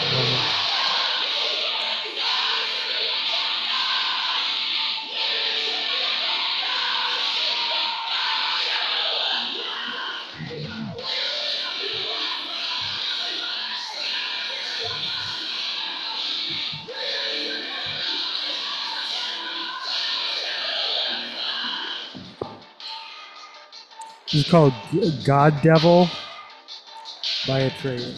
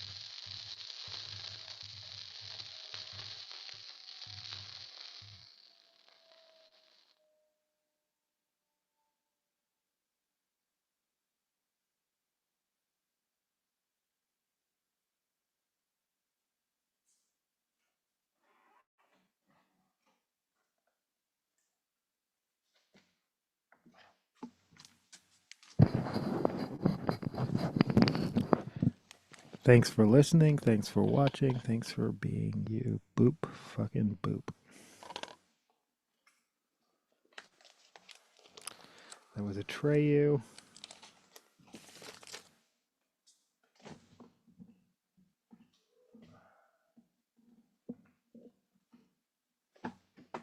This is Black Hearts with Satan.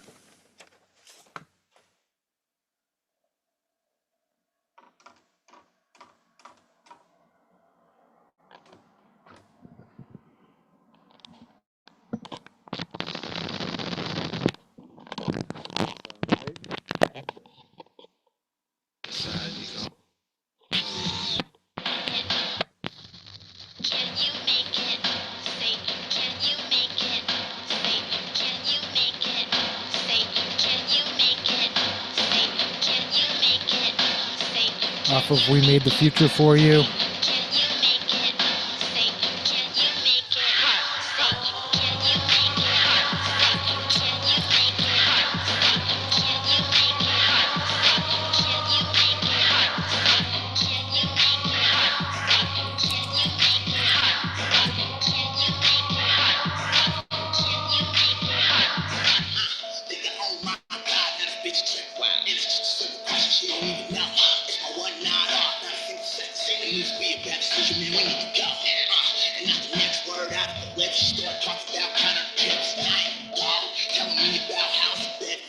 Oh.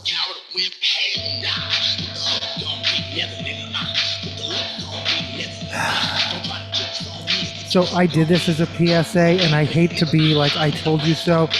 I described the Nicki Minaj stiletto challenge as a milk crate challenge for middle-aged women.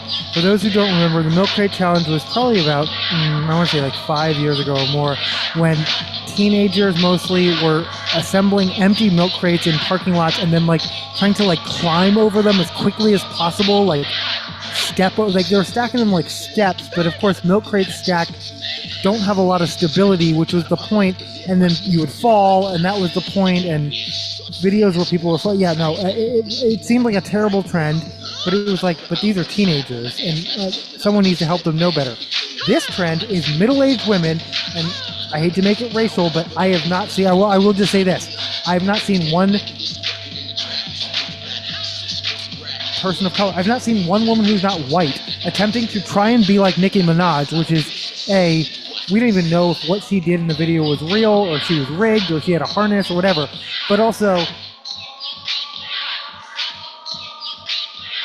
the fact that a numerous white women in particular looked at Nicki Minaj and said, I think I could do that. I could do that. And like, and there's just something really interesting there. That's not even the point, though. The point is, don't do this shit. So what happened was, okay, so in the video, Nicki Minaj is standing on some kind of like barbell or something in a stiletto heel on one foot with her other leg. It's a very specific, it's almost like, this feels to me very Chun-Li coded. This feels like her whole, anyway.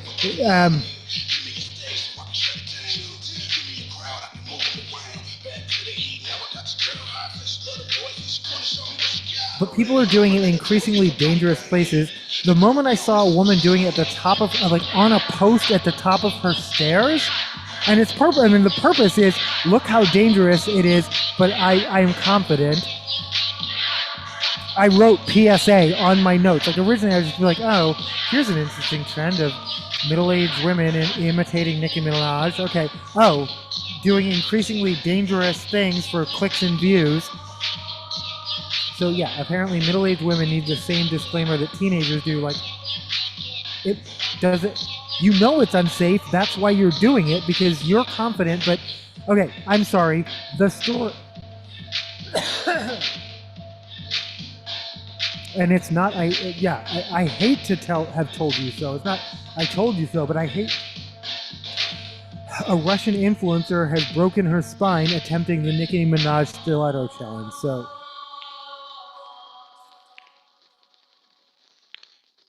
I don't make the news, I just report it. Like, I'm literally like in tears about this. Like, I can't believe people do dumb shit on the internet and hurt themselves, and like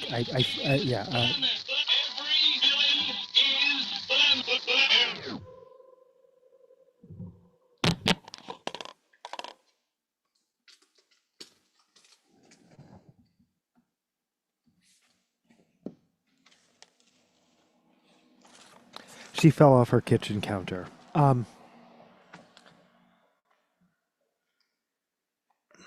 She's a new mother. She has a newborn.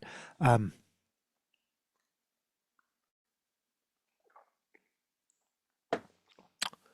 Nothing other than chasing clout compelled her to get on her kitchen counter in stiletto heels. Like that's why would you do that? But she did. Um,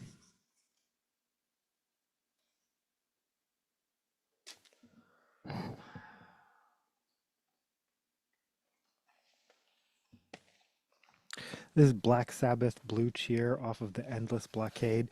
If I'm not mistaken, it's not even labeled. This is one of the few records I own where the A side is a 33 and the B side is a 45. I love that about this record. I love that for you.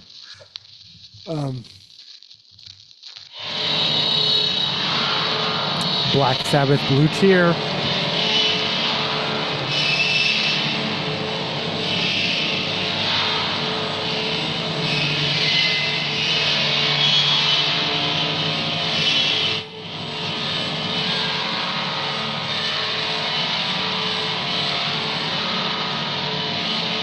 Oh, we talked about the trend that continues to be pretty popular across social media, TikTok, Instagram, whatnot, of what was the number one song on the day you were born. A couple of things here. One, don't post your birthday on the internet. Some people are even posting like, is this entire trend just like a phishing scam? No, probably not. But even if your social media account doesn't relate to your government name or whatnot, those who have access to all the data can triangulate and they can figure out, yeah, no, don't post your exact birth date. Depending on how obscure the number one song is, and mine was pretty obscure-ish, it could actually indicate within like a week. A lot of songs only go number one for 1 week, and it could indicate like 7 days, but that's still at least 7 days. Don't post your exact birth date on the internet. That's the PSA.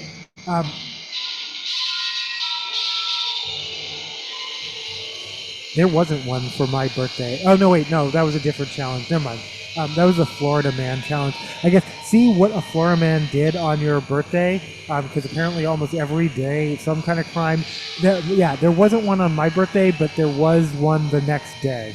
I'm assuming if you're younger that there are better news archives that don't have to be, like, transferred from microfiche. You're like, what's micro... Go to bed. Just go to bed. Doesn't matter. You're up too late anyway. If you don't know what I'm talking, if you don't know what microfiche is, go to bed.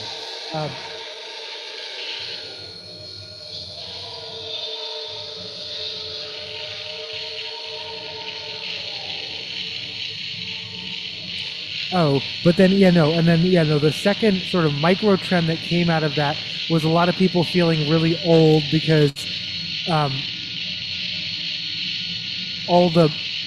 many of the posts are like, what was the number one song the week you were born? All Star by Smash Mouth. Or like something from the 2000s or the 2010s. People on the internet, people as young as born in 2012 are legally allowed on social media now. So if your song is from the 70s, you're gonna feel old, and you're gonna feel like, is this trend even for me? But even weirder, I guess following farther down that rabbit hole, when young people don't recognize the song from their year, and it's like Boys to Men or Whitney Houston or Madonna, and you're like, you've never heard? Oh my God! Like, wow! But it's okay. And it's true. One of the things my dad talked about, like from his era, there's so much great music from the 60s, and there still is. But what you hear, and this is like the St. Elmo's Fire effect, gets narrowed down to, no, I'm sorry, I don't mean St. Elmo's Fire.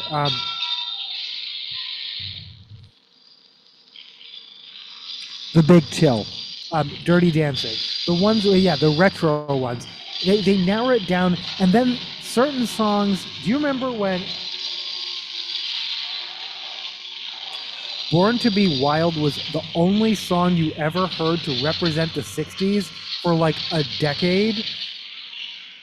And then you heard Spirit in the Sky and you were like, what the fuck was this? But the first time you heard Spirit in the Sky, it was because someone, probably an advertising agency or someone who does, there's a specific job, which is like product, song placement, realized, oh, this has like the same vibe as Born to Be Wild, but it's a lot cheaper to like license.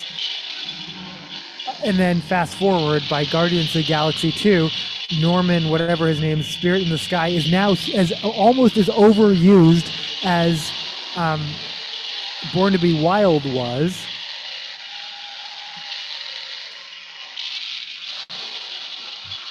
Yeah, no, welcome new subscribers. This is how I tend to ramble. This is what the show is actually about. And this is the type of, yeah, no. And then I just play like noisecore shit like this.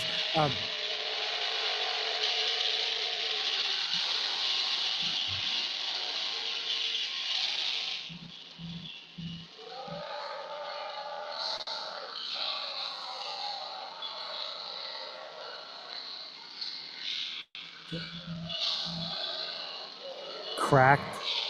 A Texas deputy is under investigation for a TikTok implying she will be handing out tickets because she didn't get cracked. For those who don't know, because I didn't, cracked means to have sex now, apparently. I'm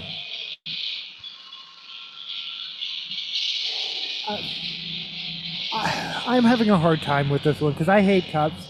All cops are bastards, but that's an obvious joke, right? I mean, if you have the presence of mind to say, I mean, that's an obvious joke for social media. Like, this is the part where even the right-wingers are always like, oh my God, why are you taking it seriously when it's an obvious joke? And I'm like, it's kind of both. You're being racist and you're saying it's just a joke because that's how your kind of jokes work. But in this case, it really is just an obvious joke. I mean, if...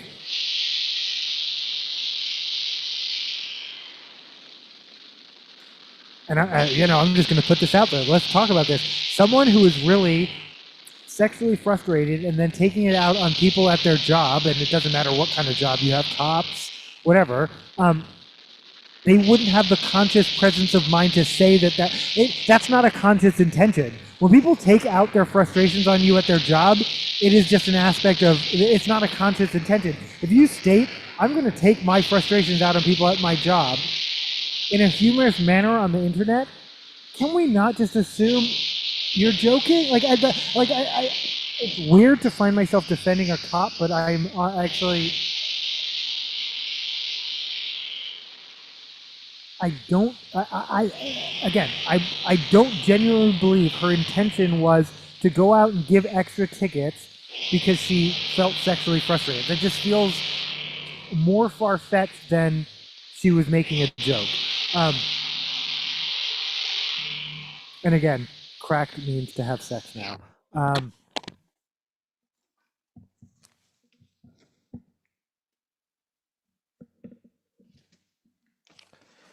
This is something by Jen Champion off of Cool Choices. I'm not sure what though. Like Gangbusters? Probably like Gangbusters. Since I was like not Loser or Vampire, well, then I guess the song in between them, which is like Gangbusters.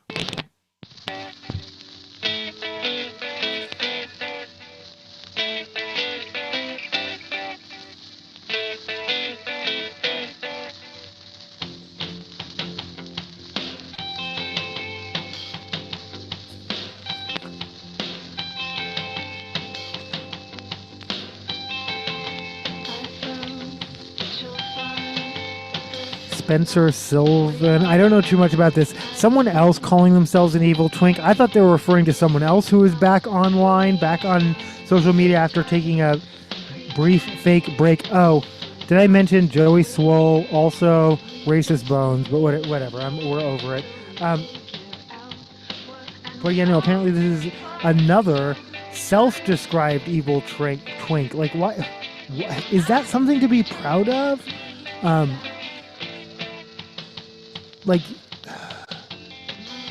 I also understand, like, well, that's the archetype, so I may as well live into it because people are going to treat me like that one way, either way. I also get that, actually, but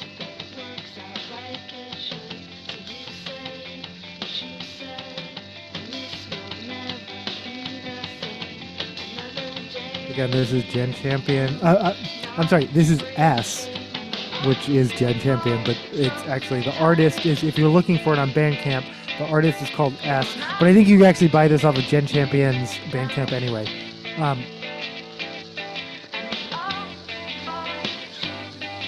Street Sweeper.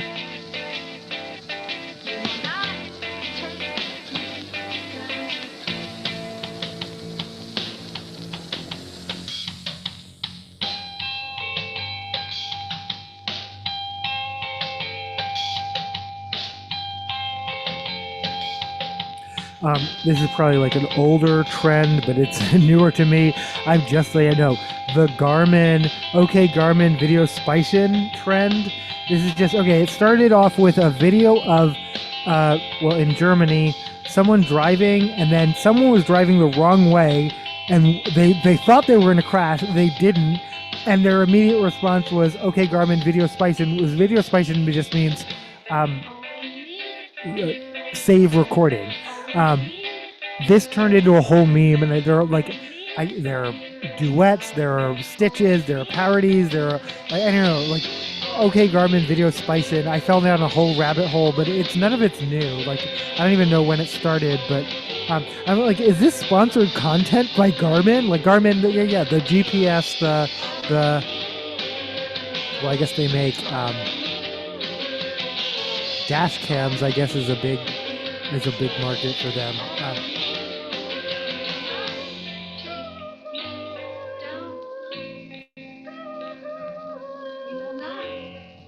I voted. You'll not take me down. Oh, shut.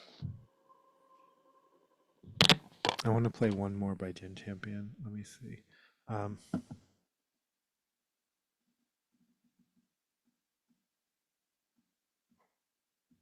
Guitar solo or White House? Oh. Fuck. Remember Love. I'm gonna go there. I hate this song because I love it so much. I can't describe that. I don't think I can talk over it.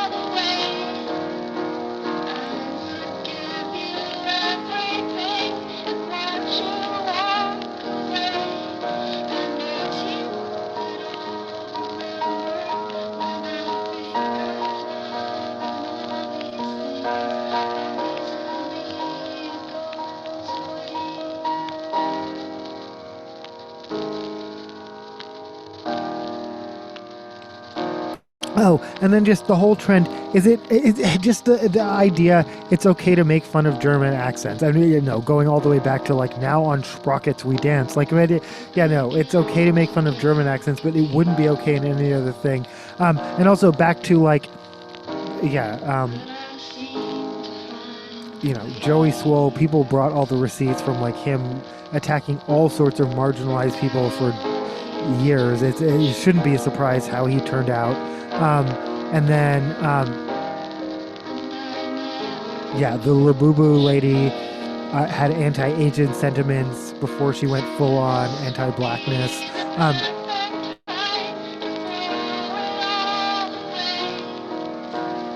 But you know, the whole Labubu community seems to think, and you know what I'm talking about if you know what I'm talking about, a particular sound that's from some movie that I'm going to go ahead and call racist. Like, why are you even sampling it? Why would TikTok approve this as a sound where, like, the Labubus speak with unaccented English, and then the Lafufus have like an accent of some sort. I'm not going to define what kind of accent, but an accent. And I don't know what movie this is, and specifically the dialogue back and forth is making fun of the fact that, like, you don't speak English right. The fact that this sound got associated tells me, that's you let that in and didn't even hear it and didn't even see it, and so yeah, that lady turned out the way she did. Also, yeah, it's you get what you have the day you deserve.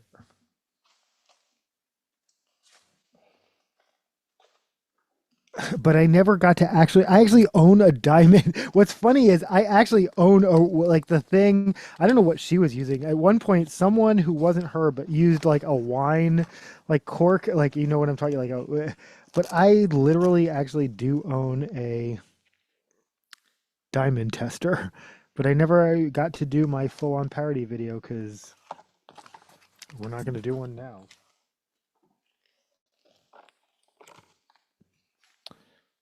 Diamond selector. No, I don't know why I just.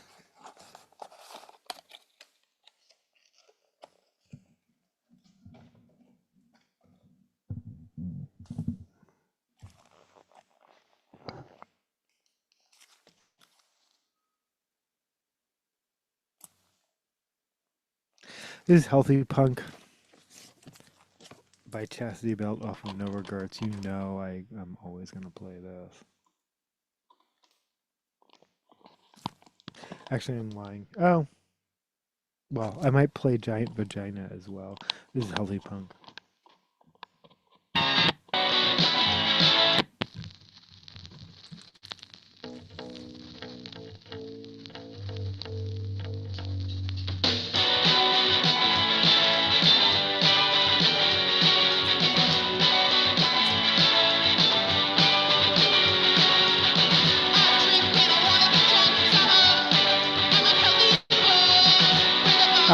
Gordon Ramsay, Gordon Reacts is I didn't even know this was a thing. But yeah, Gordon Reacts. He pulled a full-on Uncle Roger. Yeah. People say Uncle Roger's accent is not his actual accent. That would be disappointing. But anyway. Yeah.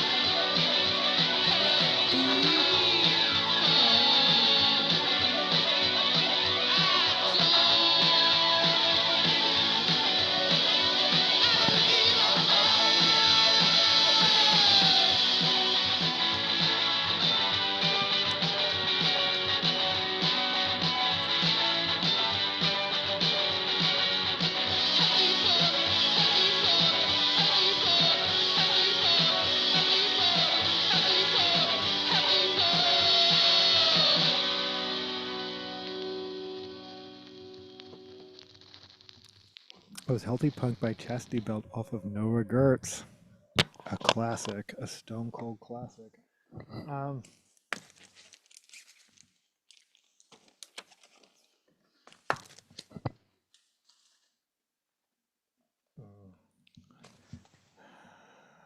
What can I play off of this? I think I can play Back in Black.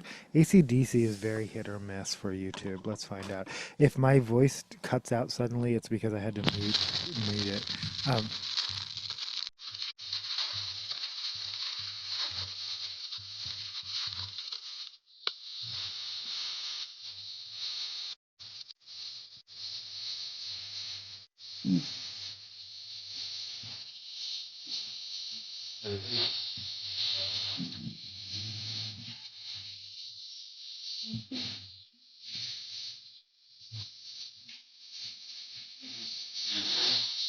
AC/DC is being used to scare wolves away um, in Oregon, as well as Adam Driver Scarlett Johansson movie called Marriage Story. Um, Apparently, the wolves are endangered, so they can't kill them, but they have been killing cattle and are becoming increasingly bold. 11 cattle have been killed in the last month, and that's a lot. The practice is called wolf hazing, which I'm like, what are you doing, USDA? Why are you hazing wolves? But also, again, they're not allowed to kill them because they're endangered. They're not allowed to, yeah, but the wolves are becoming increasingly invasive. Though again, are you sure it's not because the cattle is grazing on grounds that were because is this about wolves or cattle or like anyway? And in fact, are all the cattle are grazing even like legally grazing? Because isn't Oregon where all the standoffs between like the feds and like not well, yes, militias, like all those like um, sovereign state people who are like, we have a right to graze on federal lands. Um, and then the government was like, no, you don't. And then there was a whole standoff. And then if you look it up, they're all still just grazing their cattle on public lands anyway, and no one ever did anything about it, and it's like whatever. Um, but in any event, the Adam Driver and Scarlett Johansson movie called Marriage Story, if you couldn't tell by the title called Marriage Story, is about them screaming and fighting at each other. Who's afraid of Virginia Woolf? Um, Not me. Um, that's the name of a movie, not just. I'm not just asking who's afraid of the author of Virginia Woolf. Who's Afraid of Virginia Woolf was the name of a stage play and then a movie, but it's like, yeah, people probably, again, if you don't know who Madonna is, you definitely don't know what I'm talking about at all. Like, you don't, like, yeah, anyway. Richard Burton, Elizabeth Taylor, Sandy Dennis, um, um, Peter Riegert, yes, Peter Riegert. Um, every single one of them, all four of the main cast were nominated for Oscars, and three of them won. Is that correct? 1961. Who's Afraid of Virginia Woolf? I have the soundtrack. I'll bring it out. I'll find it and I'll bring it out because now that we talked about it, we have to talk about it. I have the soundtrack, including dialogue, including, well, when I've tried to make what made me think of this, and I haven't seen Marriage Story. In fact, I have to check it out from the library. You know, that's where I check. Yeah, or maybe I'll see it on streaming. But when I heard that they're using a movie about a marriage where people are screaming at each other, I immediately thought of Who's Afraid of Virginia Woolf, only because when I tried to make people watch this, and again, it's a black and white movie, so just getting someone to watch a black and white movie can be a whole thing.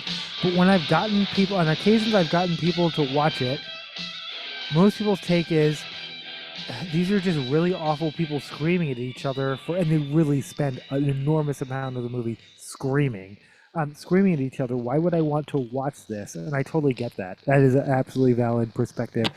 Who's Afraid of Virginia Woolf was my favorite movie for a very long time. I wouldn't call it that. Casino, also about married couples screaming at each other. It's interesting that that would be a category of movie that I would gravitate towards, but probably not surprising. Um, of all the things I have discussed and not discussed with therapists, that is something I have but not particularly an avenue they felt was important at the time to follow. Yeah, no. They're like, I'm not following you down that rabbit hole. I hear what you're saying, but whatever. Oh my God, am I playing this? Because you hear so much Crazy Train right now. Um, Content warning if you really love Ozzy and you don't remember this song, because it's not on an Ozzy record. It might be a tearjerker, and I believe I can play it again, though. If my Ozzy is hit or miss, and again, things tend to change quickly when an artist dies. I don't think that was a bus. That might have been a fire truck. I don't know what that was. Um, I believe I can play this, but we'll find out. If the broadcast suddenly ends, if I end up with a strike and can't do live streams for 90 days or ever, I don't know what the second strike means. I can't do live streams ever. YouTube. I'm not trying to scam anyone. I'm not trying to get anything past the algorithm. It just changes all the time. I believe I can play this song. Let's find out.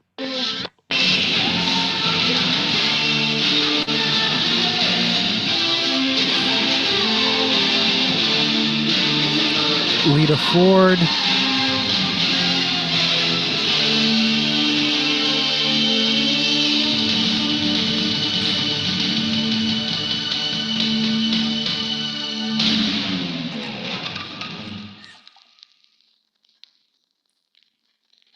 And again, this might hit a little bit too close to home because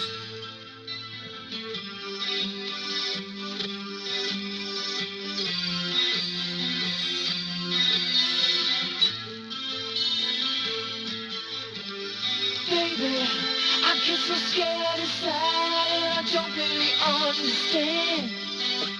Is it love that's on my mind or is it but yeah, no. I mean, this feels like they're treating wolves like they treat. It's in the palm of my hand and it's waiting here for you.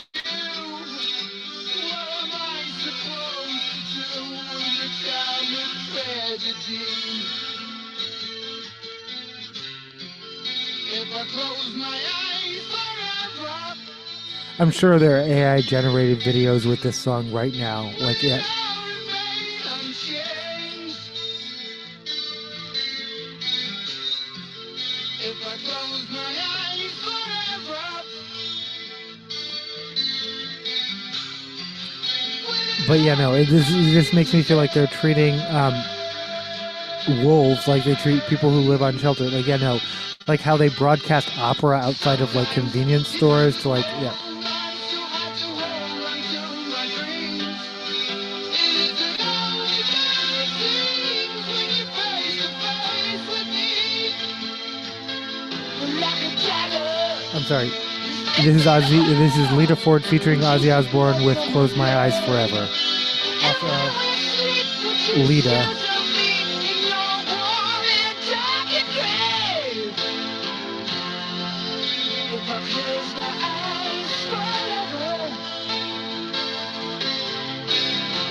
And anyway, the Oregon USDA official said wolves need to know that humans are bad, and that objectively we are, so that's correct. Yeah.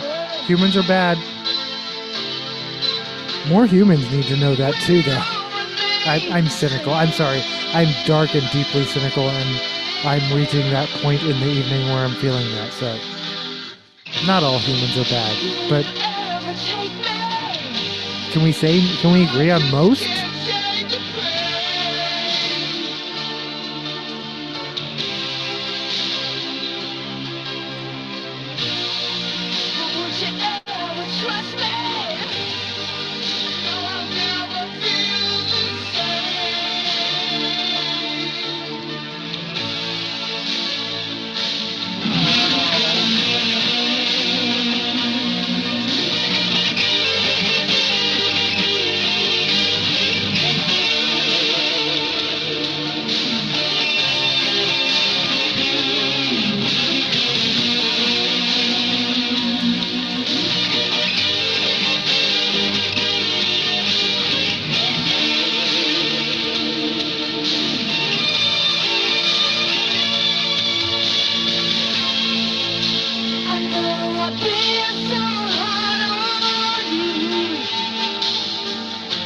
Vocals and guitars by Lita Ford.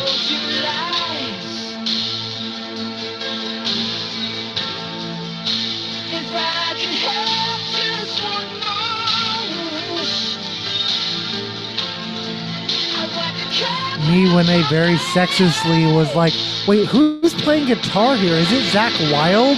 Is it who? It's fucking Lita Ford because she's a fucking guitarist. That's why she went so, yeah.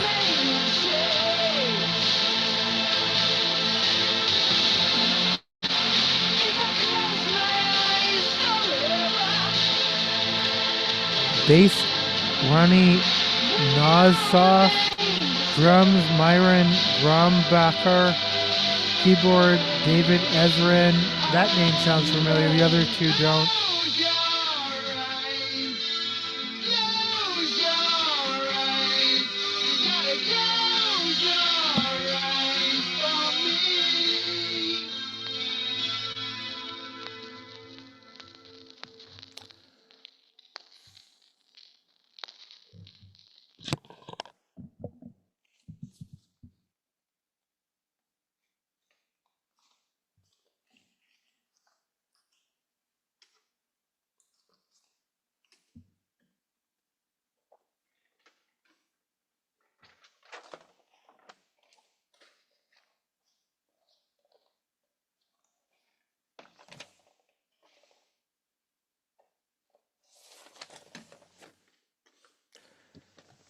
Lita Ford.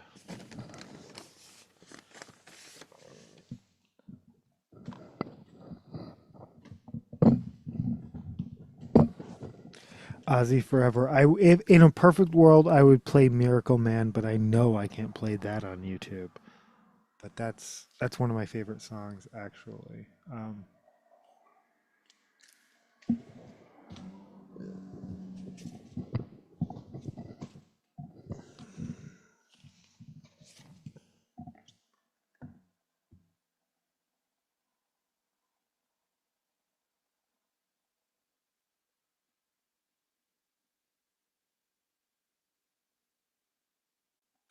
This is Blood Red Baby Blue with You Get What You Came For. Am I on the right side, though?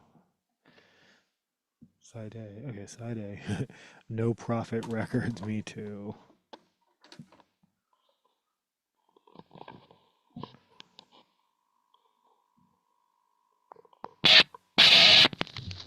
I'm not sure what this song is, but it's...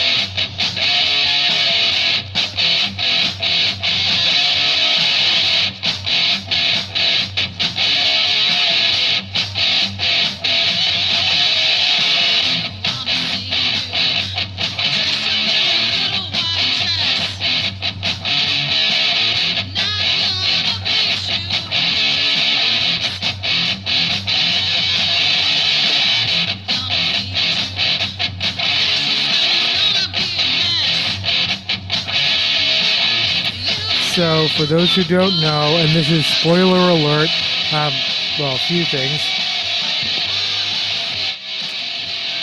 There's a new Who Wants to Be a Millionaire.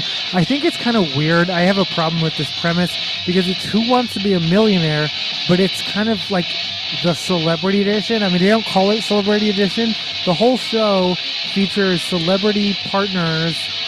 They're all, well, some of them may or may not be millionaires, but anyway, they're all playing for charity, so no one's going to become a millionaire. The basic premise of the show, becoming a millionaire, is moot by the fact that when they rebooted it, they rebooted it with celebrities, so no one's going to become a millionaire. At most, maybe a charity who had less than, maybe a charity can become a millionaire. I don't know. Anyway, yeah, I'm being nitpicky, but I have a real problem with that for some reason. Jimmy Kimmel is the host, so of course, who would they get to be a celebrity guest on the first episode? I'll give you a minute. Or a second, not a minute. Matt Damon. For those of you who don't know, Matt Damon and Jimmy Kimmel have had a fake feud going on since 2005. Congratulations to 20 years of a fake feud. I didn't realize this. It actually started with Jimmy Kimmel spontaneously saying at the end of an episode that he didn't feel so strong about, mostly just to entertain his producers. And sorry to Matt Damon that we ran out of time. The joke being, and he chose Matt Damon's name apparently at random. The joke being, Matt Damon is an A-lister you would never bump, and especially on the show. I don't know what episode it was, and I don't want to call attention to it because someone will go look it up, and then it's like, oh, these were the guests that Jimmy Kimmel thought were so bad that he was like, ha ha ha, let's roast my own guest. Because what he was saying was, we would bump any of these people for Matt Damon. That's the original joke. It wasn't at Matt Damon's expense. It was that Matt Damon was, anyway. I know why I'm doing the explainer. It has its own Wikipedia page. Fast forward. Yeah, no, like I said, 20 years.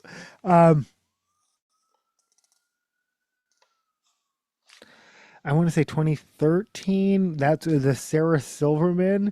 I'm fucking Matt Damon, which, by the way, won a Creative Arts Emmy for Outstanding Original Music and Lyrics.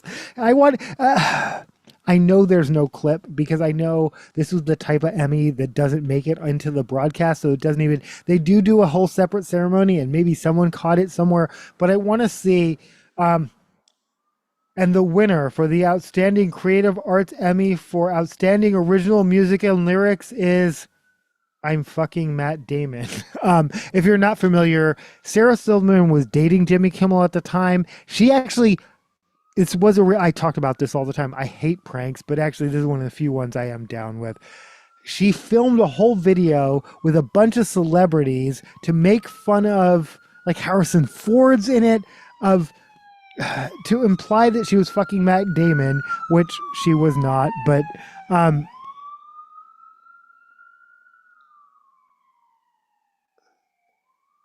anyway, I'm sorry, I'm leaving out one detail, which was in the interim after claiming to bump him a number of times, but he was never actually scheduled. Like that's the whole point, is that Matt Damon wasn't even scheduled. And he wouldn't have bumped him if he had been. But he used that gag going on for a variety of times, and then finally he had Matt Damon on only to cut him off and say, sorry, we've run out of time. And then Matt Damon curses him out and storms off stage. Many people thought that was real. I want to say that's around 2007. Anyway, this fake feud, it's all just a gag. And the latest iteration is they both appeared on the new version of Who Wants to Be a Millionaire. Matt Damon was paired with Ken Jennings, the Jeopardy host / Jeopardy champion winner. Again, spoiler, they won. Ken Jennings talking on NPR about a number of things, including how the rules are different. Jeopardy, you can just sit out. If you don't know, you can just sit out. And people can sit out 10 questions and still win. But Who Wants to Be a Millionaire, the way it's formatted, you have to answer every question. You can do lifelines, you can do whatever. But he just talked about how winning is actually different. He also talked about how if he had to be a Jeopardy contestant today, he at his age and how he feels right now, he doesn't know if he could do it. I'm not at my trivia fighting strength. And he also talked generally about loving trivia. He also talked about being from Washington. It's a good interview. I would watch it or listen to it. I'm not. Ken Jennings is on the long list of people whose fans I despise, and the fact that you don't rein in your fans makes me not like you. And some of them, I also separately despise you, like Morgan Wallen, but I hate Morgan Wallen, but I hate his fans more. I hate Ken Jennings. I know, I actually like Ken Jennings, but I hate his fans, and the fact that he won't rein in his fans, and the whole him and his fans versus Mayim Bialik. fuck Ken Jennings. Also, I'm trying to think of other examples. Oh, Bernie Sanders is an example where I don't hate you, but I hate your fandom, and the fact that you don't rein them in tells me either you're not aware, or which you should be because it's your fandom, or yeah, which means you're out of touch, or you're just overlooking it, which is worse, but also bad. Yeah. Um,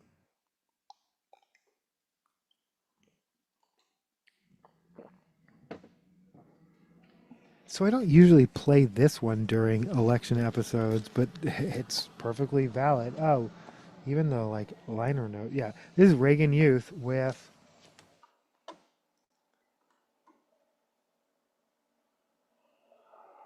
Me Too.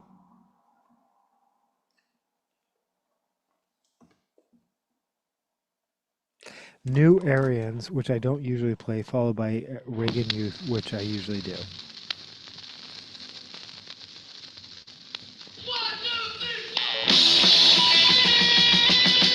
Oh, I actually do usually play this. I don't know why I thought I don't.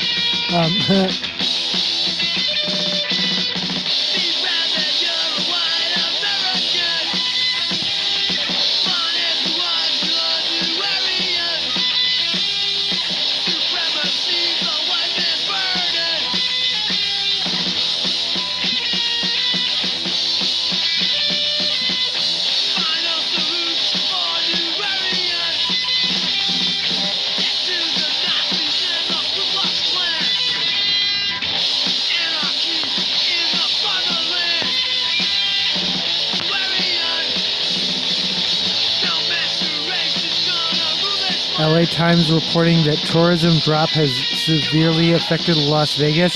Yeah, I visited Las Vegas 3 years in a row, and I can't afford it, and I'm not feeling travel, and yeah, no, it's all Trump. Blame Trump, but I can only speak for myself.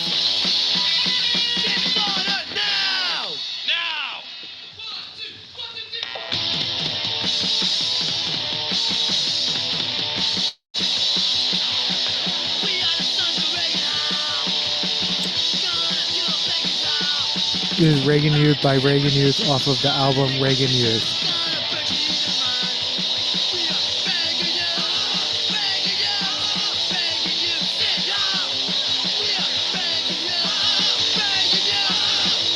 CBS News reporting plastic pollution is causing widespread disease and death. I don't know why I'm just shrugging. I'm like, yeah, I know. I mean, yeah. How are you doing in like removing plastic from your life?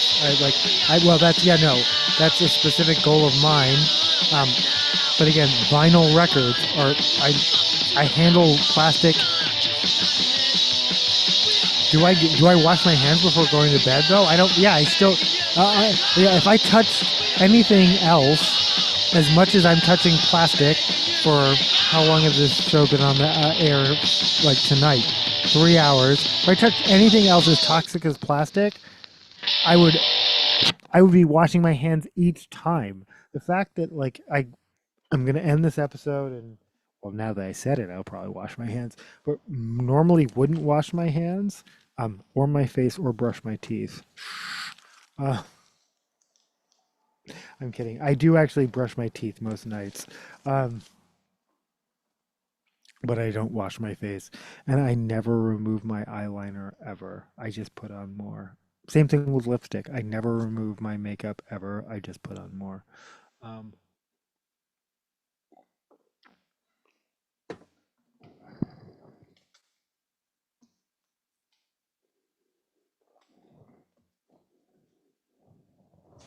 this is Abrasive Wheels.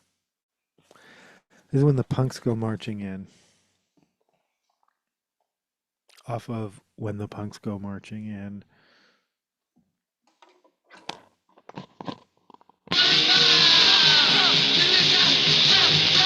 Is the end of attack?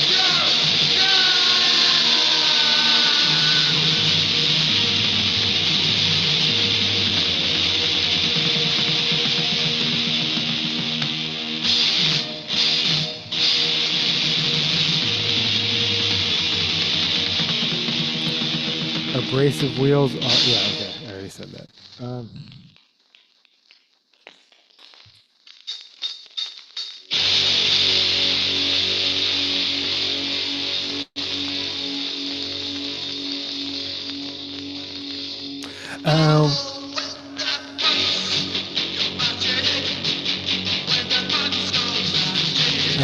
actually I'll be back in a second. I just have to fill my water bottle and empty my bladder.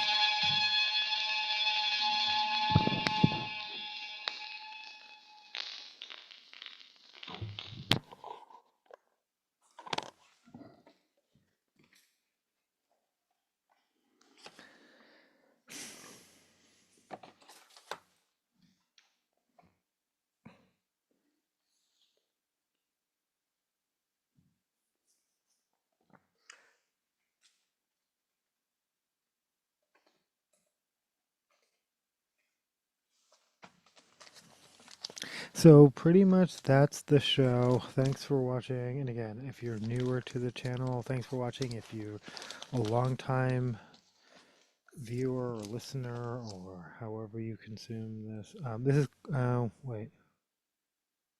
this is Heiki's Suburbia Bus Tour by Rodrigo off of Coming from Reality.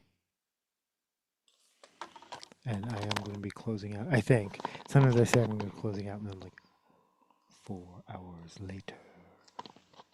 Wow.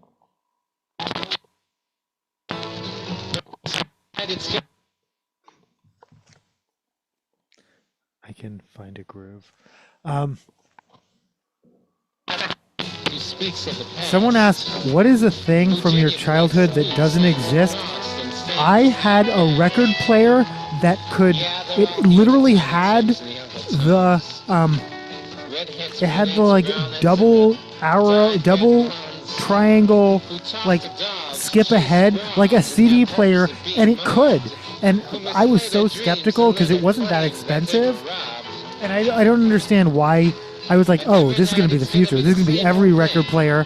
And then it happened to be just as CDs were taking over, so record player technology wasn't what people were investing in. At Martha's Vineyard again. Well, no, CDs had already taken off because, again, I'm 100% certain, though that part I might be making, I'm 100% certain that I'm 99% certain. That part I might be making up, that it was like, but like the two arrows, the two triangles, meaning like skip ahead.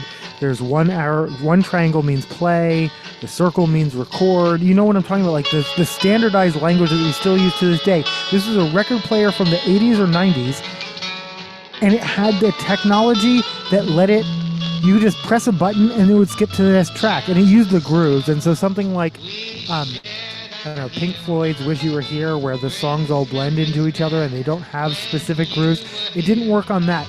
But I was shocked by how consistently it worked. Like you just press a button and it would skip to the next song. Press a button, skip to the next song. You could do shuffle. It was a record player that acted like a CD player.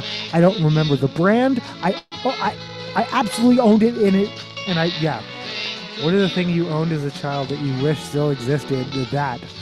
But also, I swear it's just a fever dream. Like, because if this technology existed, and I've seen it here and there, but why would more record players, especially high-end record players, incorporate it automatically? If it was that easy to, whatever. I need to go to bed. We're done. I gotta go to work tomorrow. Thank you for, This is not healthy. So whatever I said I was gonna play, this ain't it, sis, but it's good.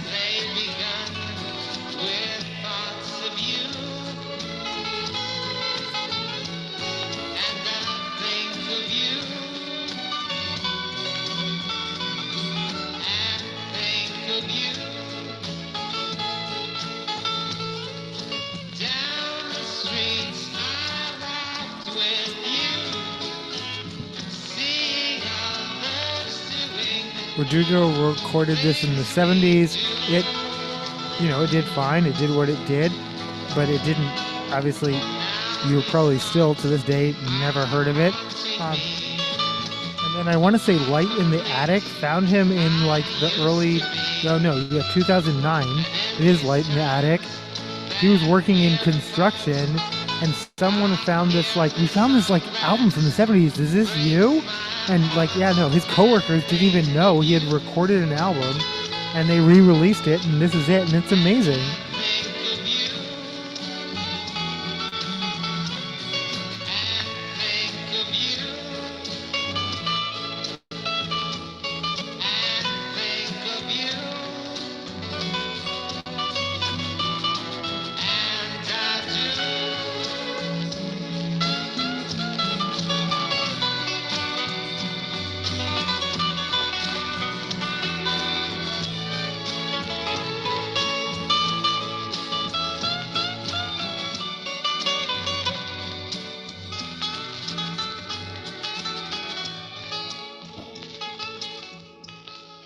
I said that was me when I said that was going to be. Oh, I said. Oh,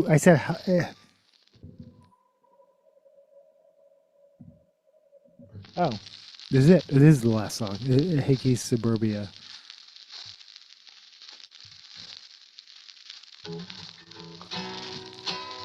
And just a few headline roundups as we're closing out. NBC News: how Trump is reshaping government data, firing the people who don't produce the data he wants and replacing them, basically.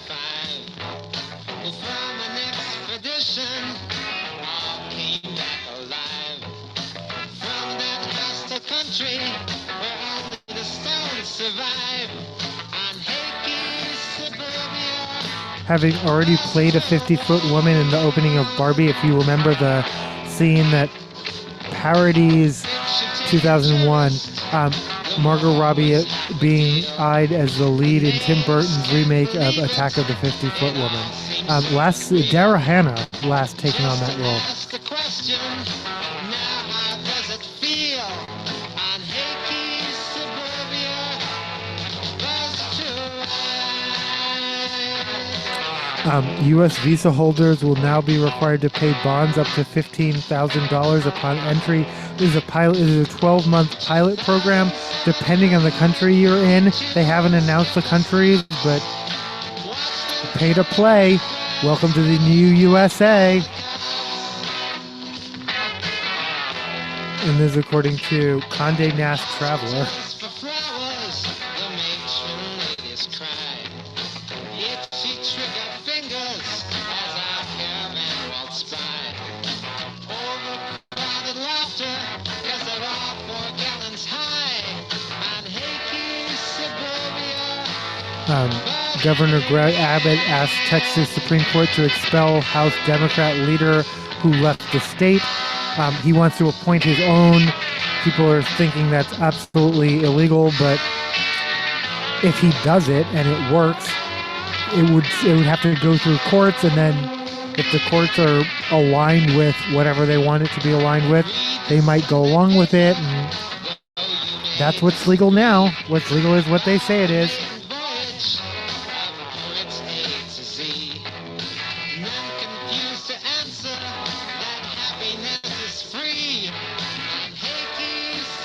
Transportation Secretary and interim NASA Administrator Sean Duffy outlines the space agency's fast-track plan to build a nuclear reactor on the moon. That feels important. Although if they're going to build more nuclear reactors, I would rather NASA is doing it, and I would rather it be on the moon. Because the alternative is private corporations like Google and Meta giving them their own. I mean, in the AI era, they want their own nuclear reactors, privately owned nuclear reactors. I don't trust these people with my password, let alone with whatever. Whatever this song is, we're gonna play it out because I'm tired and I don't want to change the record.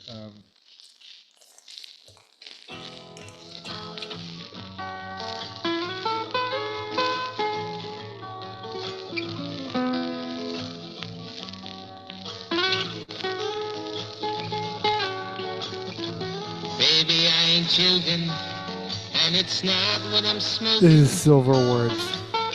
I really think you're nice.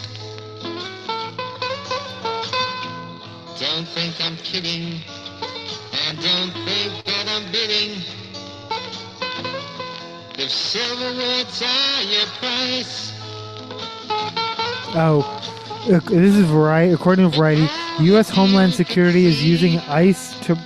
I'm sorry. U.S. Home Security is using South Park to promote ICE's website amid the show's takedown of Donald Trump. And what I think is wild is the U.S. government used to be in charge of protecting people's intellectual property, like protecting rights, but they steal them all the time. They just take whatever they want. And it's like, I don't know, they dare you to sue them? Because you can't just... Whatever.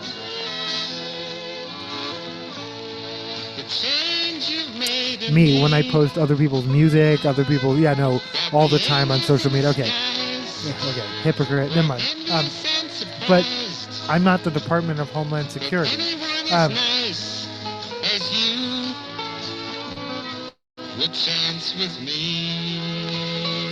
But certainly they didn't ask for permission. No response from, and I don't think one will be forthcoming from the South Park people.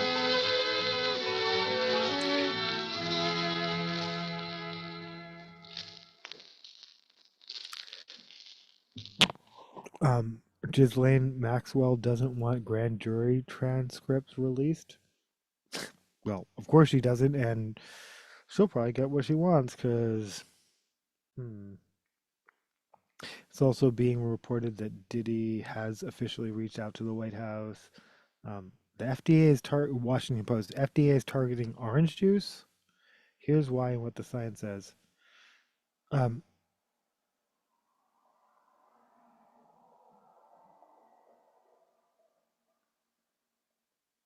Orange juice, blah blah blah.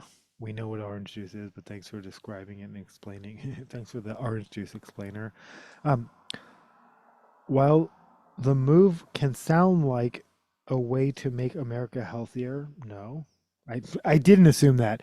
When yeah, there is no reason I would ever assume them coming after anything is, oh, RFK is, they've stopped funding for mRNA and RFK says it doesn't work and bye bye vaccines. Okay. Anyway, separately. Wait, what's going on? Yeah. While the movie, no, it doesn't, but sure. Um, Washington Post, yeah, pander and play both sides.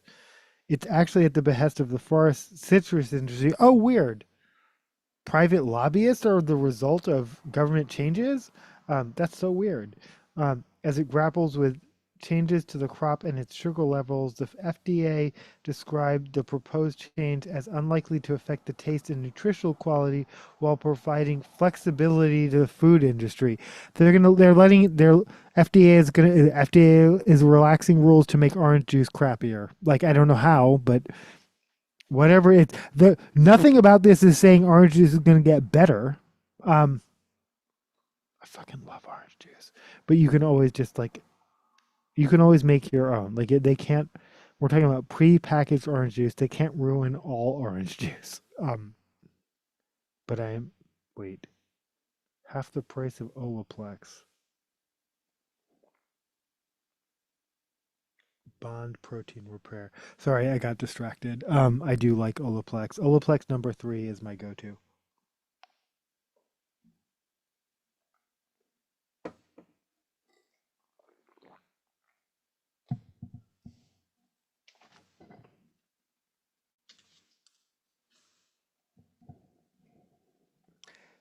I said that was going to be the last song, but I'm going to play one more. I guess I'm going to close out with at least one more, but okay, we did the orange juice story. That's so weird.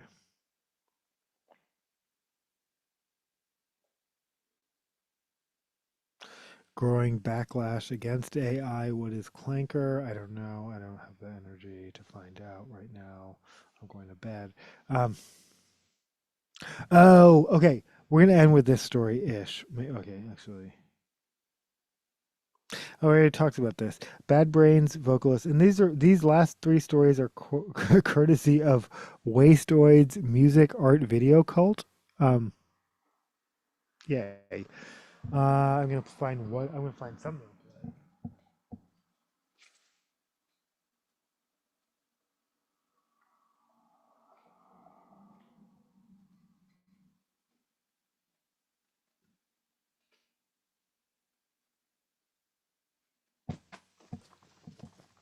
This is off of We Love You Tekka 2. This is Lil Tekka with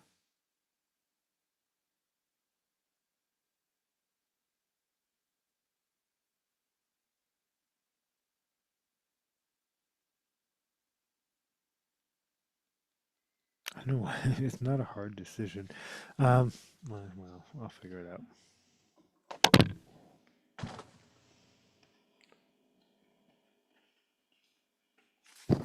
Thanks for listening. Thanks for watching. Thanks for everything you do in this world, or nothing. You're like, I don't do anything. You don't have to do anything. Thanks for being yourself, but also just thanks for like, yeah, you do things.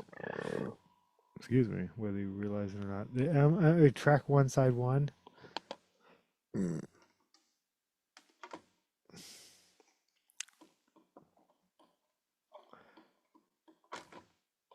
This is Fee, followed by Choppa Shoot the Loudest, featuring Trippy Red and Chief Keef by Lil Tekka off of We Love You Tekka Volume 2.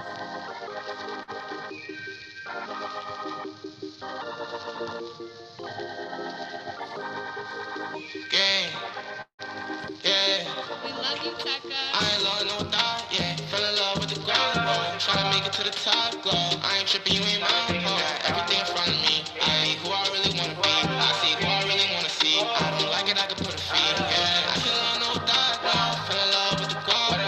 don't feel like I actually am going to close it. Me, like me, when I said this end of episode, and then I played 10 more songs. And she like it, yeah, that's my shit. The whole gang up in the function and it's bustin'. Asking all these questions, yeah, I can tell that you don't really want it. Nigga, just keep it 100. Looking right through you, I know that you bluffing. Mask on, no the mask off. Chopper make a nigga back off. Hating ass nigga. He don't really want no static, nah. Shorty saying that she savvy, Give me a minute to catch up. I'm steady wishing the best, love. How come I really give no fucks? Really want it over for real, yeah. Really want it over for real, yeah. Everything's so more than a feeling. Ain't nothing that's more than my business. I ain't love no thought, yeah. Fell in love with the guap, bro. Tryna make it to the top, glow. I ain't tripping, you ain't my bro. Everything in front of me. I ain't who I really wanna be. I see who I really wanna see. I don't like it, I can put a fee. Yeah. I can love no thought, bro. Fell in love with the guap, bro. Tryna make it to the top, glow. I ain't tripping, you ain't my bro. Everything in front of me. I be who I really wanna be. I see who I really wanna see. I don't like it, I can put a fee. Oh shit. Oh shit.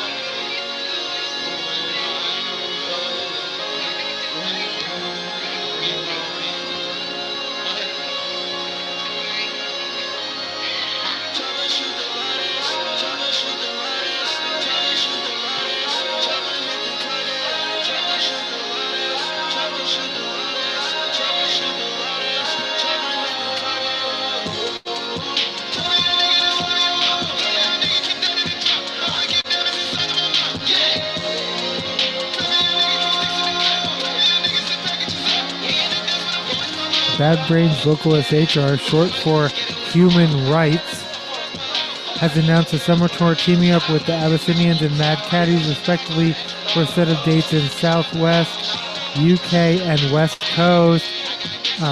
In 2023, HR canceled a tour, citing a condition that affects with terrible headaches. Benefit shows followed, with artists and bands like Fred Armisen, Fishbone, and Sublime paying tribute to HR.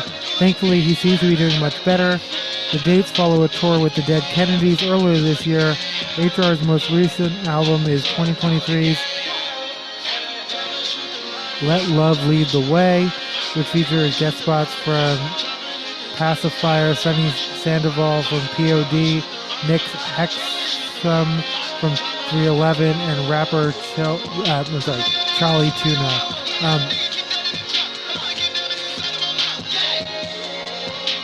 Visit HR online for more details, and remember, keep your mental attitude positive.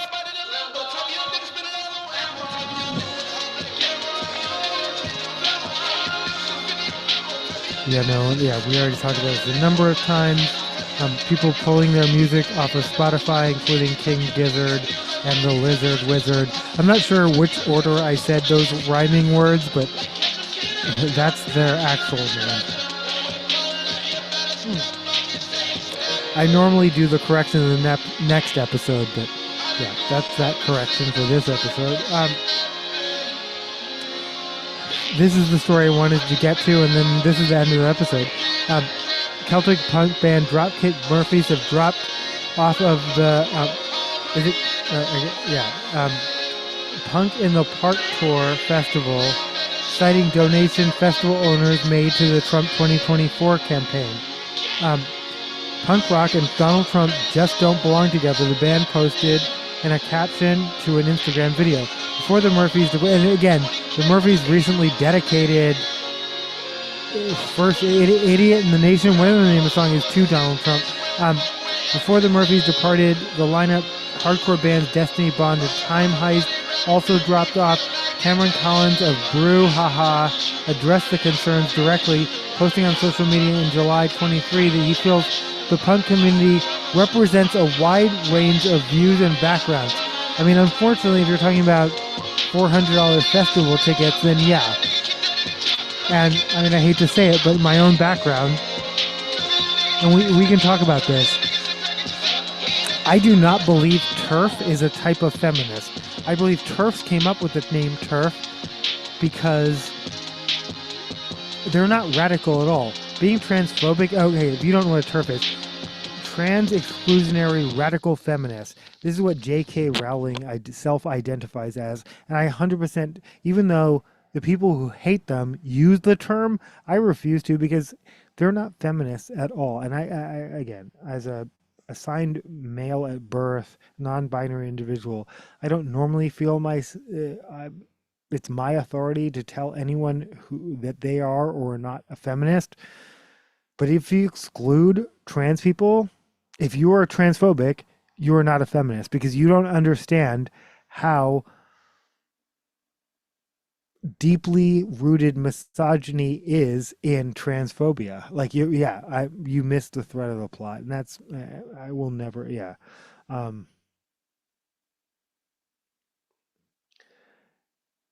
they're not radical, and they're not feminists. Um, But look at this right here. Dead Kennedy song from whatever 1970, whatever 80, whatever. Nazi punks fuck off. Just the phrase, and I have the T-shirt as well. This is from a beer made by a local Seattle brewing company. But yeah, Nazi punks fuck off. And you're like, oh, I didn't even notice that. Yep, Nazi punks fuck off. It's been there the whole episode, and will be.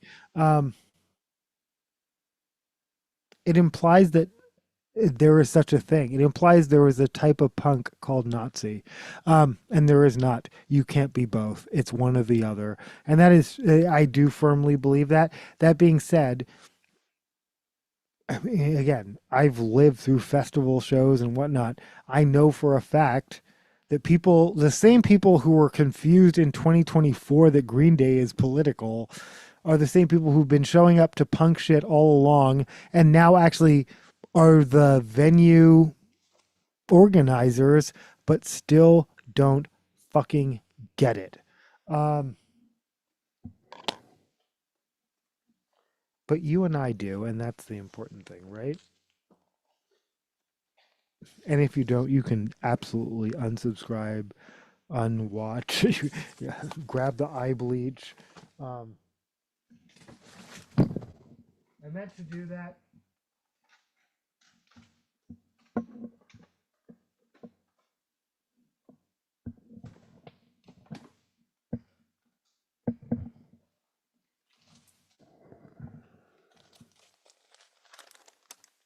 I seriously think, I don't think, I think I can safely take the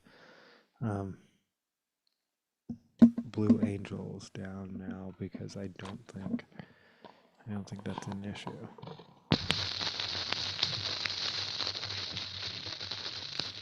This is Family Worship Center with Sam Stone.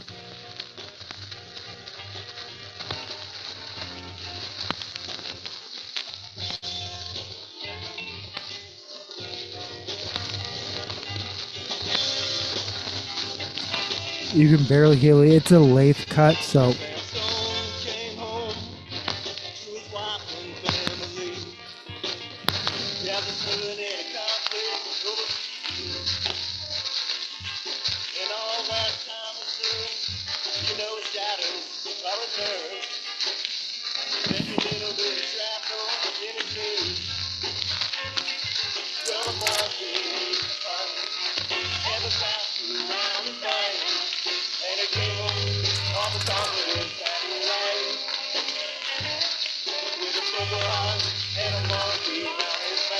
you can barely hear that, right? Because it's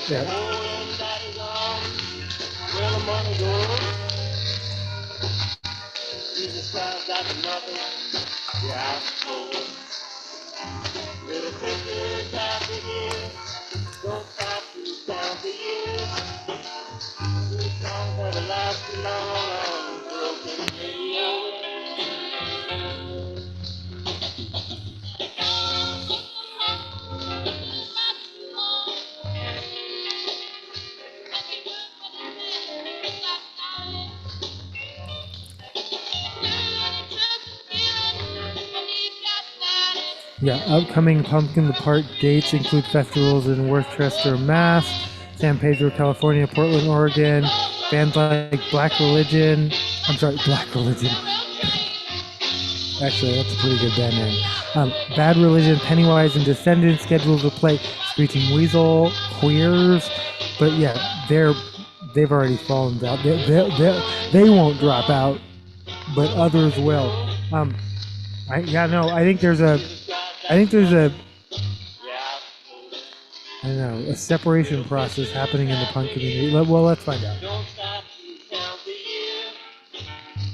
These songs haven't lasted long on broken radio. Stone went home and he popped his last balloon. And he climbed in a rocket ship bound for. For all his tired years, he couldn't muster up a cheer.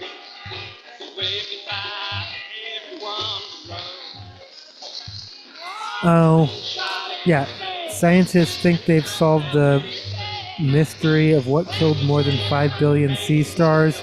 I'm sorry, AP. Also known as, I couldn't even remember the word. Starfish? No, they're not. No, they're just not.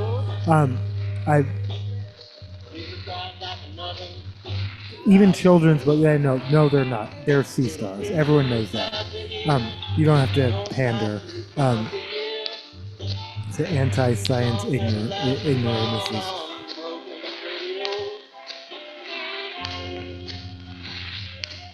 Bacteria.